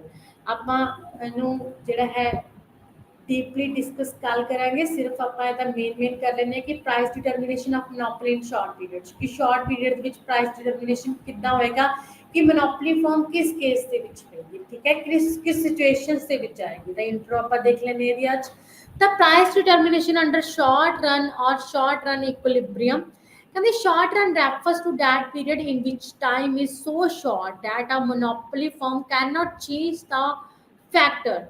ਸ਼ਾਰਟ ਰਨ ਤੁਹਾਨੂੰ ਪਤਾ ਹੈ ਕਿ ਜਿਹੜੀ ਆਪਣੀ ਫਰਮ ਹੈ ਉਹਦੀ ਜਿਹੜੀ ਪ੍ਰੋਡਕਸ਼ਨ ਕਪੈਸਿਟੀ ਉਹ ਘੱਟ ਹੁੰਦੀ ਹੈ ਕਿਉਂਕਿ factor of production fix and variables ਹੁੰਦੇ ਨੇ। ਤਾਂ ਕਹਿੰਦੇ ਮੋਨੋਪੋਲੀ ਦੇ ਵਿੱਚ ਕਹਿੰਦੇ ਫਰਮ ਹੈ ਜਿਹੜੀ ਉਹ ਇੱਕਦਮ ਆਪਣੇ ਫੈਕਟਰ ਆਫ ਪ੍ਰੋਡਕਸ਼ਨਸ ਨੂੰ ਚੇਂਜ ਨਹੀਂ ਕਰ ਸਕਦੀ। ਕੁਝ ਫੈਕਟਰ ਆਫ ਪ੍ਰੋਡਕਸ਼ਨਸ ਨੂੰ ਜਿਵੇਂ ਕਿ ਮਸ਼ੀਨਰੀ ਐਂਡ ਪਲਾਂਟ ਜਿਹੜੇ ਫਿਕਸਡ ਫੈਕਟਰਸ ਹੁੰਦੇ ਨੇ। ਕਹਿੰਦੇ ਮੋਨੋਪੋਲੀ ਫਰਮਸ ਆਪਣੀ ਆਊਟਪੁੱਟ ਨੂੰ ਕਿੱਥੋਂ ਤੱਕ ਇਨਕਰੀਜ਼ ਕਰ ਸਕਦੀ ਹੈ, ਡਿਮਾਂਡ ਜਿੰਨੀ ਉਨੀ ਇਨਕਰੀਜ਼ ਨਹੀਂ ਕਰ ਸਕਦੀ with the help of variables factors. ਜਿੰਨੀ ਪ੍ਰੋਡਕਸ਼ਨ ਕਪੈਸਿਟੀ ਉੱਥੇ ਤੱਕ ਇਨਕਰੀਜ਼ ਕਰ ਸਕਦੀ ਹੈ। ਜਿਹੜੇ ਫਿਕਸਡ ਫੈਕਟਰਸ ਨੇ ਉਹ ਫਿਕਸ ਰਹਿੰਦੇ ਨੇ ਤੇ ਮੈਕਸਿਮਮ ਕਪੈਸਿਟੀ ਕਿਸ ਦੀ ਦੇਖੀ ਜਾਂਦੀ ਹੈ, ਓਨਲੀ ਵੇਰੀਏਬਲਸ ਫੈਕਟਰਸ ਦੀ। ਉਹਨਾਂ ਨੂੰ ਇਨਕਰੀਜ਼ ਕੀਤਾ ਜਾਂਦਾ, ਉਹਦੇ ਥਰੂ ਆਊਟਪੁੱਟ ਜਿਹੜੀ ਆਪਣੀ ਉਹ ਇਨਕਰੀਜ਼ ਹੋਏਗੀ। ਤਾਂ ਕਹਿੰਦੇ monopoly equilibrium where when he produces that amount of output at which marginal cost equal to marginal revenue। ਕਹਿੰਦੇ ਇੱਕ ਫਰਮ ਕਹਿੰਦੇ ਉੱਥੋਂ ਤੱਕ ਹੀ ਆਪਣੀ ਸ਼ਾਰਟ ਰਨ ਦੇ ਵਿੱਚ ਮੋਨੋਪੋਲੀ ਫਰਮ ਪ੍ਰੋਡਕਸ਼ਨ ਕਰੇਗੀ ਜਿੱਥੇ ਕਹਿੰਦੇ marginal cost curve marginal revenue curve ਦੇ ਇਕੁਅਲ ਹੁੰਦੀ ਹੈ and marginal cost curve marginal revenue curve ਨੂੰ ਨੀਚੇ ਤੋਂ ਕੱਟ ਕਰਦੀ ਹੈ। and a monopolistic is in equilibrium may face any three situations। ਕਹਿੰਦੇ ਸ਼ਾਰਟ ਰਨ ਦੇ ਵਿੱਚ ਮੋਨੋਪੋਲੀ ਫਰਮਸ ਨੇ ਜਿਹੜੀਆਂ ਉਹ 3 ਸਿਚੁਏਸ਼ਨਸ ਨੇ ਜਿਹੜੀਆਂ ਉਹ ਫੇਸ ਕਰਨੀਆਂ ਹੁੰਦੀਆਂ ਨੇ। ਜਿਹੜੀਆਂ ਮੋਨੋਪੋਲੀ ਫਰਮਸ ਨੇ ਉਹਨਾਂ ਨੂੰ 3 ਸਿਚੁਏਸ਼ਨਸ ਫੇਸ ਕਰਨੀਆਂ ਪੈਣਗੀਆਂ। ਜਾਂ ਤਾਂ ਉਹਨਾਂ ਨੂੰ ਕੀ ਹੁੰਦਾ ਹੈ, ਕਹਿੰਦੇ ਸੁਪਰ ਨਾਰਮਲ ਪ੍ਰੋਫਿਟ ਹੁੰਦਾ, ਉਹ ਸੁਪਰ ਨਾਰਮਲ ਪ੍ਰੋਫਿਟ ਗੇਨ ਕਰਨਗੀਆਂ। ਸੁਪਰ ਨਾਰਮਲ ਪ੍ਰੋਫਿਟ ਉਦੋਂ ਹੋਏਗਾ ਜਦੋਂ ਉਹਨਾਂ ਦਾ ਜਿਹੜਾ ਐਵਰੇਜ ਰੈਵਨਿਊ ਹੈ ਉਹ ਗ੍ਰੇਟਰ ਦੈਨ ਐਵਰੇਜ ਕਾਸਟ ਹੋਏਗਾ, ਮੀਨਸ ਉਦੋਂ ਉਹਨਾਂ ਨੂੰ ਮੈਕਸਿਮਮ ਪ੍ਰੋਫਿਟ ਹੋਏਗਾ। And second is normal profit, ਕਹਿੰਦੇ ਜਦੋਂ ਨਾਰਮਲ ਪ੍ਰੋਫਿਟਸ ਅਰਨ ਕਰਨਗੀਆਂ ਫਰਮਸ। ਨਾਰਮਲ ਪ੍ਰੋਫਿਟ ਜਦੋਂ ਕਹਿੰਦੇ average revenue equal to average cost ਹੋਏਗਾ, ਨੋ ਲॉस ਤੇ ਨੋ ਗੇਨ ਹੋਏਗਾ। ਐਂਡ ਥਰਡ ਜਿਹੜੀ ਹੈ ਆਪਣੀ situations that is a minimum loss, ਕਹਿੰਦੇ ਜਦੋਂ ਇੱਕ ਫਰਮ ਮਿਨੀਮਮ ਲॉस ਜਿਹੜਾ ਉਹ ਲੈ ਰਹੀ ਹੁੰਦੀ ਆ ਉਦੋਂ ਵੀ ਕਹਿੰਦੇ ਇੱਕ ਫਰਮ ਕਿਹਦੇ ਵਿੱਚ ਹੁੰਦੀ ਆ, ਇਕੁਇਲਿਬਰੀਅਮ ਦੀ ਪੋਜੀਸ਼ਨ ਦੇ ਵਿੱਚ ਹੁੰਦੀ ਆ। These are the situations of short run equilibrium of monopoly and ਉਸ ਤੋਂ ਬਾਅਦ ਆਪਾਂ long run equilibrium ਕਰਾਂਗੇ ਤੇ ਉਸ ਤੋਂ ਬਾਅਦ comparison between the perfect competition and monopoly ਹੈ ਉਹ ਵੀ ਆਪਾਂ ਗੱਲ ਕਰਾਂਗੇ। ਐਂਡ ਉਸ ਤੋਂ ਬਾਅਦ ਪ੍ਰਾਈਸ ਡਿਸਕ੍ਰਿਮੀਨੇਸ਼ਨ ਔਰ ਡਿਸਕ੍ਰਿਮੀਨੇਟਿੰਗ ਮੋਨੋਪੋਲੀ ਕਿ ਇੱਕ ਅਲੱਗ ਤੋਂ ਆਪਣਾ ਜਿਹੜਾ ਹੈ ਕਨਸੈਪਟ ਬਣਦਾ ਹੈ ਇੱਥੇ ਪ੍ਰਾਈਸ ਡਿਸਕ੍ਰਿਮੀਨੇਸ਼ਨ ਦਾ, ਕਿਉਂਕਿ ਇੱਥੇ ਕਹਿੰਦੇ ਕੀਮਤ ਵੀ ਭੇਦ ਪਾਇਆ ਜਾਂਦਾ ਹੈ। ਉਹ ਆਪਾਂ ਕੱਲ ਦੇਖਾਂਗੇ ਕਿ ਕਿਸ ਕਿਸ ਬੇਸ ਤੇ ਜਿਹੜਾ ਆਪਣਾ ਕੀਮਤ ਵੀ ਭੇਦ ਹੈ ਉਹ ਪਾਇਆ ਜਾਂਦਾ ਹੈ। ਤਾਂ ਅੱਜ ਆਪਾਂ ਨੇ ਜੋ ਦੇਖਿਆ ਹੈ, ਸਭ ਤੋਂ ਪਹਿਲਾਂ ਆਪਾਂ ਨੇ ਦੇਖਿਆ ਸੀਗਾ ਕਿ ਵਾਟ ਇਜ਼ ਮੋਨੋਪੋਲੀ। ਜਦੋਂ ਕਹਿੰਦੇ ਇੱਕ ਫਰਮ ਦਾ ਆਪਣੀ ਮਾਰਕੀਟ ਦੇ ਵਿੱਚ ਸਿਰਫ ਇੱਕੋ ਫਰਮ ਹੁੰਦੀ ਹੈ, ਉਹ ਇੱਕ ਅਲੱਗ ਤਰ੍ਹਾਂ ਦੇ ਪ੍ਰੋਡਕਟ ਨੂੰ ਪ੍ਰੋਡਿਊਸ ਕਰਦੀ ਹੈ, ਦੈਟ ਇਜ਼ ਕਾਲਡ ਮੋਨੋਪੋਲੀ। ਉਹਦਾ ਕੋਈ ਵੀ ਕਲੋਜ਼ ਸਬਸਟੀਟਿਊਸ਼ਨਸ ਨਹੀਂ ਹੁੰਦਾ ਤੇ ਇੰਡਸਟਰੀ ਹੀ ਫਰਮ ਹੀ ਇੰਡਸਟਰੀ ਹੁੰਦੀ ਹੈ ਤੇ ਉਹਦਾ ਪ੍ਰਾਈਸ ਤੇ ਕੰਟਰੋਲ ਹੁੰਦਾ ਹੈ। Monopoly firm is a price maker not a price taker. ਤੇ ਇਹਦੇ ਵਿੱਚ ਆਪਾਂ ਨੇ ਫੀਚਰਸ ਦੇਖੇ ਸੀਗੇ ਕਿ one seller and large number of buyers, no close substitutions, new firms enter ਨਹੀਂ ਹੋ ਸਕਦੀਆਂ ਤੇ ਇੰਡਸਟਰੀ ਐਂਡ ਫਰਮਸ ਦੇ ਵਿੱਚ ਨੋ ਡਿਫਰੈਂਸ। ਪ੍ਰਾਈਸਿਸ ਨੇ ਜਿਹੜੀਆਂ ਉਹ ਮੇਕ ਕੀਤੀਆਂ ਜਾਂਦੀਆਂ ਨੇ ਥਰੂ ਦਾ ਫਰਮਸ। ਐਮਆਰ ਤੇ ਐਵਰੇਜ ਰੈਵਨਿਊ ਕਰਵ ਤੇ marginal revenue curve left to right downward ਹੋਣਗੇ ਜੋ ਨੈਗੇਟਿਵ ਰਿਲੇਸ਼ਨਸ਼ਿਪ ਦੱਸਣਗੇ between the price and output. ਕੀਮਤ ਵੀ ਭੇਦ ਸੰਭਵ ਹੈ। ਪ੍ਰਾਈਸ ਡਿਸਕ੍ਰਿਮੀਨੇਸ਼ਨ ਹੋ ਸਕਦਾ ਹੈ, ਡਿਫਰੈਂਟ ਕਸਟਮਰਸ ਤੋਂ ਡਿਫਰੈਂਟ ਪ੍ਰਾਈਸਿਸ ਲਏ ਜਾ ਸਕਦੇ ਨੇ। ਮੰਗ ਹੈ ਜਿਹੜੀ ਬੇਰੋਜ਼ਗਾਰ ਹੁੰਦੀ ਹੈ, ਵਸਤੂ ਦੀ ਪੂਰਤੀ ਤੇ ਪੂਰਾ ਨਿਯੰਤਰਣ ਹੁੰਦਾ ਹੈ ਇੱਕ ਫਰਮ ਦਾ ਆਪਣਾ। ਦੀਰਘਕਾਲੀਨ ਦੇ ਵਿੱਚ ਅਸਮਾਨ ਲਾਭ ਹੁੰਦਾ ਹੈ। Positions under law of returns, law of returns ਦੇ ਅਕੋਰਡਿੰਗ ਐਮਸੀ ਮਾਰਜ ਜਿਹੜੇ ਕਾਸਟ ਕਰਵਸ ਨੇ ਉਹਨਾਂ ਦੀਆਂ 3 ਸ਼ੇਪਸ ਹੋ ਸਕਦੀਆਂ ਨੇ। ਇੱਕ ਤਾਂ ਐਮਸੀ ਤੇ ਏਸੀ ਪੋਜ਼ਿਟਿਵ ਕਦੋਂ ਹੋਏਗੀ, ਜਦੋਂ law of diminishing returns and increasing cost apply ਹੋਏਗਾ। ਐਂਡ ਉਸ ਤੋਂ ਬਾਅਦ ਜਿਹੜਾ ਹੈ ਲਾਅ ਆਫ ਇਨਕਰੀਜ਼ਿੰਗ ਰਿਟਰਨਸ ਕਦੋਂ ਅਪਲਾਈ ਹੋਏਗਾ, ਜਦੋਂ ਕਹਿੰਦੇ law of increasing returns and diminishing cost होएगी। जो मोनोपोली फर्म से द्वारा आउटपुट जो इंक्रीज होएगी, सप्लाई इंक्रीज होएगी, तर मार्जिनल कॉस्ट ते जी अपनी एवरेज कॉस्ट है वो भी की होएगी, डिक्रीज होएगी। इस डायग्राम के विच भी दोनों डिक्रीज हो रही ने। एंड कॉन्सटेंट रिटर्न्स के विच की हुंदा है, जी अपनी कॉस्ट है वो कॉन्सटेंट रहिंदी है, आउटपुट नूं चाहे आपां इंक्रीज करिए चाहे डिक्रीज करिए वो एक्स एक्सिस दे पैरेलल रहती है। असम्पशन सीगी अपनियां maximum profit monopoly firm gain करेगी, नो क्लोज सब्सटीट्यूशन है, लार्ज नंबर ऑफ बायर्स ने ते ਆਪਾਂ ਨੇ ਅੱਜ ਕੀਤਾ ਹੈ ਟੂ ਅਪਰੋਚਸ ਵੈਰੀ ਸ਼ਾਰਟ ਪੀਰੀਅਡ ਦੇ ਵਿੱਚ। ਕਹਿੰਦੇ ਵੈਰੀ ਸ਼ਾਰਟ ਪੀਰੀਅਡ ਦੇ ਵਿੱਚ ਜਿਹੜਾ ਆਪਣਾ ਇਕੁਇਲਿਬਰੀਅਮ ਦੀ ਪੋਜੀਸ਼ਨ ਆਪਾਂ TR total revenue and method ਦੇ ਥਰੂ ਦੇਖ ਸਕਦੇ ਹਾਂ। ਜਿੱਥੇ TR ਆਪਣਾ ਮੈਕਸਿਮਮ ਹੈ ਉੱਥੇ ਇਕੁਇਲਿਬਰੀਅਮ ਦੀ ਪੋਜੀਸ਼ਨ ਹੈ, ਮੈਕਸਿਮਮ ਪ੍ਰੋਫਿਟ ਗੇਨ ਹੋ ਰਿਹਾ ਹੈ। ON प्रोडक्शन है, MR 0 है, AR ग्रेटर है। एंड जो आप प्रोडक्शन और आउटपुट इंक्रीज की है तब अपनी TR डिक्रीज हो रही है, ठीक है। एंड अपनी MR नैगेटिव हो रही है ते अपनी जी AR है उत्थे की है घट रही है। तो N1 प्रोडक्शन तक आप नहीं जावांगे क्योंकि उत्थे आपां नूं लॉस हो रहा है, ठीक है। ਆਪਾਂ ਓਨਲੀ ON ਤੱਕ ਹੀ ਆਪਣੀ ਪ੍ਰੋਡਕਸ਼ਨ ਨੂੰ ਇਨਕਰੀਜ਼ ਕਰ ਸਕਦੇ ਹਾਂ ਜਿੱਥੇ maximum profit C and MR 0 and average revenue ਇਹ ਹੈ। ਕਿਉਂਕਿ TR ਜਦੋਂ ਫਿਰ ਡਾਊਨ ਹੋ ਰਿਹਾ ਤਾਂ ਪ੍ਰਾਈਸਿਸ ਵੀ ਘਟ ਰਹੀਆਂ ਨੇ, P ਤੋਂ P1 ਤੇ ਐਵਰੇਜ ਰੈਵਨਿਊ ਵੀ ਆਪਣਾ ਘਟ ਰਿਹਾ ਹੈ ਚਾਹੇ ਆਪਣੀ ਪ੍ਰੋਡਕਸ਼ਨ ਜ਼ਿਆਦਾ ਹੀ ਕਿਉਂ ਨਾ ਹੋ ਰਹੀ ਹੋਵੇ। एंड शॉर्ट पीरियड ਦੇ ਵਿੱਚ ਆਪਾਂ ਨੇ 2 ਅਪਰੋਚਸ ਕੀਤੀਆਂ ਨੇ ਕਿ 2 ਮੈਥਡਸ ਦੇ ਥਰੂ ਆਪਾਂ ਜਿਹੜਾ ਆਪਣਾ ਇਕੁਇਲਿਬਰੀਅਮ ਐਂਡ ਪ੍ਰਾਈਸ ਡਿਟਰਮੀਨੇਸ਼ਨ ਦੇਖ ਸਕਦੇ ਹਾਂ। ਤਾਂ total revenue and total cost ਦੇ ਗੈਪ ਦੇ ਥਰੂ, ਕਿਉਂਕਿ ਪ੍ਰੋਫਿਟ ਨੂੰ ਪਾਈ ਦੇ ਨਾਲ ਡਿਨੋਟ ਕੀਤਾ ਜਾਂਦਾ ਹੈ। ਜਿੱਥੇ ਪਾਈ ਮੀਨਸ ਪ੍ਰੋਫਿਟ ਜ਼ਿਆਦਾ ਤੋਂ ਜ਼ਿਆਦਾ ਹੋਏਗਾ ਉੱਥੇ ਮੈਕਸਿਮਮ ਪ੍ਰੋਫਿਟ ਹੋਏਗਾ। ਇਸ ਡਾਇਗਰਾਮ ਦੇ ਵਿੱਚ AB ਇਜ਼ ਅ ਪ੍ਰੋਫਿਟ ਜੋ ਸਾਨੂੰ ਦਿਖਾ ਰਿਹਾ ਹੈ TR greater then TC। And equilibrium ਦੀਆਂ ਧਿਆਨ ਦੇ ਵਿੱਚ ਰੱਖਣਾ ਟੂ ਸਿਚੁਏਸ਼ਨਸ ਨੇ M ਐਂਡ N, ਲੇਕਿਨ M ਪੁਆਇੰਟ ਤੇ ਆਪਾਂ ਇਕੁਇਲਿਬ੍ਰੀਅਮ ਨਹੀਂ ਕਵਾਂਗੇ, ਐਕਚੁਅਲ ਦੇ ਵਿੱਚ N ਪੁਆਇੰਟ ਤੇ ਕਵਾਂਗੇ ਕਿਉਂਕਿ M ਪੁਆਇੰਟ ਤੋਂ ਬਾਅਦ ਜਿਹੜੀ ਆਪਣੀ ਰੈਵਨਿਊ ਹੈ ਗ੍ਰੇਟਰ ਹੈ ਕਾਸਟ ਤੋਂ, ਮੀਨਸ ਆਪਣਾ TP ਇਨਕਰੀਜ਼ ਹੋ ਰਿਹਾ ਹੈ। ਇੱਕ ਫਰਮ ਆਪਣੀ ਪ੍ਰੋਡਕਸ਼ਨ ਜਾਰੀ ਰੱਖੇਗੀ ਕਿਉਂਕਿ ਉਹਦਾ ਟੋਟਲ ਪ੍ਰੋਫਿਟ ਹੈ ਜਿਹੜਾ ਇਨਕਰੀਜ਼ ਹੋ ਰਿਹਾ ਹੈ। E ਪੁਆਇੰਟ ਤੇ TP ਆਪਣਾ ਮੈਕਸਿਮਮ ਹੈ ਜਿੱਥੇ OQ ਆਊਟਪੁੱਟ ਹੋ ਰਹੀ ਹੈ। And AB is the total profit ਕਿਉਂਕਿ AB ਇਨਕਮ ਜ਼ਿਆਦਾ ਹੈ ਕਾਸਟ ਦੇ ਨਾਲੋਂ। ਇੱਥੇ TR ਤੇ TC ਦਾ ਗੈਪ ਮੈਕਸਿਮਮ ਹੈ। ਐਂਡ N ਪੁਆਇੰਟ ਜਦੋਂ ਫਿਰ ਪ੍ਰੋਡਕਸ਼ਨ ਹੋਰ ਇਨਕਰੀਜ਼ ਹੋਏਗੀ OQ ਤੋਂ D ਪੁਆਇੰਟ ਤੱਕ, ਤਾਂ D ਪੁਆਇੰਟ ਤੇ ਜਦੋਂ ਆਪਣੀ ਪ੍ਰੋਡਕਸ਼ਨ ਹੋ ਰਹੀ ਹੈ ਮੋਨੋਪੋਲੀ ਫਰਮਸ ਦੇ ਥਰੂ, ਤਾਂ that is a equilibrium point N ਜਿੱਥੇ TC is equal to TR ਹੈ, equilibrium point ਹੈ। and TP total profit ਆਪਣਾ ਇੱਥੇ 0 ਹੈ ਕਿਉਂਕਿ equilibrium point ਤੇ no profit no gain, TC is equal to TR ਹੋਏਗਾ। ਜਿੰਨੀ ਕਾਸਟ ਉਨਾ ਹੀ ਰੈਵਨਿਊ ਹੋਏਗਾ ਤਾਂ TP ਆਪਣਾ 0 ਹੈ। ਐਂਡ ਅਗਰ ਉਸ ਤੋਂ ਬਾਅਦ ਵੀ ਪ੍ਰੋਡਕਸ਼ਨ ਕਰੇਗੀ ਫਰਮ, ਅਬਲਾ ਤਾਂ ਨਹੀਂ ਕਰੇਗੀ, ਜੇ ਕਰੇਗੀ ਤਾਂ ਫਿਰ ਕੀ ਹੋਏਗਾ ਟੋਟਲ ਕਾਸਟ ਆਪਣੀ ਉਸ ਤੋਂ N ਪੁਆਇੰਟ ਤੋਂ ਬਾਅਦ ਇਨਕਰੀਜ਼ ਹੋ ਰਹੀ ਹੈ ਐਂਡ TI ਡਿਕਰੀਜ਼ ਹੋ ਰਿਹਾ, ਮੀਨਸ ਕਾਸਟ ਵਧੇਗੀ ਤੇ ਰੈਵਨਿਊ ਘਟੇਗਾ। ਆਪਣਾ ਜਿਹੜਾ ਲਾਸ ਹੈ ਉਹ ਸਟਾਰਟ ਹੋ ਜਾਏਗਾ ਤੇ TP ਆਪਣੀ ਨੈਗੇਟਿਵ ਹੋਣੀ ਸਟਾਰਟ ਹੋ ਜਾਏਗੀ। ਐਂਡ ਉਸ ਤੋਂ ਬਾਅਦ marginal revenue and marginal cost curve, ਇਹਦੇ ਥਰੂ ਹੀ ਆਪਾਂ ਸ਼ਾਰਟ ਰਨ ਤੇ ਲੌਂਗ ਰਨ ਦੇ ਵਿੱਚ ਇਕੁਇਲਿਬ੍ਰੀਅਮ ਦੇਖਾਂਗੇ। ਤਾਂ ਸ਼ਾਰਟ ਰਨ ਤੇ ਲੌਂਗ ਰਨ ਦੇ ਵਿੱਚ ਇਕੁਇਲਿਬ੍ਰੀਅਮ ਐਂਡ ਪ੍ਰਾਈਸ ਡਿਟਰਮੀਨੇਸ਼ਨ ਦੇ ਲਈ ਟੂ ਕੰਡੀਸ਼ਨਸ ਨੇ। MC is equal to MR ਹੋਣਾ ਚਾਹੀਦਾ ਤੇ MC MR ਨੂੰ ਨੀਚੇ ਤੋਂ ਕੱਟ ਕਰ ਦੇਣਾ ਵਾਲਾ ਹੋਣਾ ਚਾਹੀਦਾ ਹੈ। ਉੱਥੇ ਹੀ ਕਹਿੰਦੇ ਇਕੁਇਲਿਬ੍ਰੀਅਮ ਜਿਹੜੀ ਪ੍ਰਾਈਸ ਹੈ ਤੇ ਇਕੁਇਲਿਬ੍ਰੀਅਮ ਆਊਟਪੁੱਟ ਹੈ ਜਿਹੜੀ ਉਹ ਕੀ ਹੋਏਗੀ ਫਿਕਸ ਹੋਏਗੀ। ਤਾਂ ਇੱਥੇ ਦੋਨੇ ਕੰਡੀਸ਼ਨਸ ਅਪਲਾਈ ਹੋ ਰਹੀਆਂ ਨੇ। ਤਾਂ ਇੱਥੇ ਜਿਹੜੀ ਆਪਣੀ ਮੋਨੋਪੋਲੀ ਫਰਮ ਹੈ ਉਹ ਇਕੁਇਲਿਬ੍ਰੀਅਮ ਦੇ ਵਿੱਚ ਹੈ ਕਿਉਂਕਿ AR ਤੇ MR ਕਰਵ ਹਮੇਸ਼ਾ ਮੋਨੋਪੋਲੀ ਦੇ ਵਿੱਚ ਲੈਫਟ ਰਾਈਟ ਡਾਊਨਵਰਡ ਹੋਣਗੀਆਂ, ਜਦਕਿ ਪਰਫੈਕਟ ਕੰਪੀਟੀਸ਼ਨ ਦੇ ਵਿੱਚ AR ਤੇ MR ਕਰਵ ਇਕੁਅਲ ਸੀਗੀਆਂ। AR is equal to MR ਸੀਗੀ, ਐਕਸ ਐਕਸਿਸ ਦੇ ਪੈਰਲਲ ਸੀਗੀ। ਇੱਥੇ AR ਤੇ MR ਦੋਨੇ ਡਾਊਨਵਰਡ ਹੋਣਗੀਆਂ ਤੇ MC MR ਨੂੰ ਨੀਚੇ ਤੋਂ ਕੱਟ ਕਰੇਗੀ E ਪੁਆਇੰਟ ਤੇ। E point is a equilibrium point, ਠੀਕ ਹੈ, ਜਿੱਥੇ OQ ਆਪਣੀ ਆਊਟਪੁੱਟ ਫਿਕਸ ਹੋਈ ਹੈ। ਐਂਡ ਪ੍ਰਾਈਸ ਆਪਣਾ ਤੁਸੀਂ ਵਾਈ ਤੇ ਲਗਾ ਕੇ ਦੇਖ ਸਕਦੇ ਹੋ, this is the equilibrium price, ਠੀਕ ਹੈ। ਐਂਡ ਇਸ ਦੇ ਥਰੂ ਹੀ ਆਪਾਂ ਜਿਹੜਾ ਆਪਣਾ ਕਾਸਟ ਕਰਵਸ ਯੂਜ਼ ਕਰਕੇ, ਇਸ ਦੇ ਨਾਲ ਐਵਰੇਜ ਕਾਸਟ ਕਰਵਸ ਯੂਜ਼ ਕਰਕੇ ਐਵਰੇਜ ਰੈਵਨਿਊ ਕਰਵ ਦੇ ਨਾਲ ਕੰਪੇਅਰ ਕਰਕੇ ਆਪਣਾ ਸ਼ਾਰਟ ਰਨ ਤੇ ਲੌਂਗ ਰਨ ਦੇ ਵਿੱਚ ਇਕੁਇਲਿਬ੍ਰੀਅਮ ਤੇ ਪ੍ਰਾਈਸ ਡਿਟਰਮੀਨੇਸ਼ਨ ਦੇਖ ਸਕਦੇ ਹੋ। ਤਾਂ ਆਪਾਂ ਨੇ ਦੇਖਿਆ ਕਿ ਸ਼ਾਰਟ ਪੀਰੀਅਡ ਦੇ ਵਿੱਚ ਕਹਿੰਦੇ ਮੋਨੋਪੋਲੀ ਫਰਮਸ ਦੇ ਵਿੱਚ ਕਹਿੰਦੇ 3 ਸਿਚੁਏਸ਼ਨਸ ਹੋ ਸਕਦੀਆਂ ਨੇ।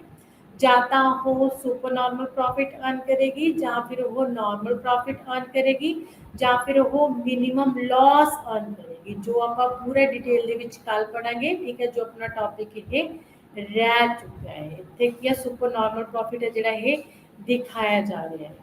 ਤਾਂ ਇਸ ਤੋਂ ਬਾਅਦ ਕੱਲ ਦਾ ਆਪਣਾ ਹੈ normal profit, minimum loss and equilibrium ਔਰ price determination in long run.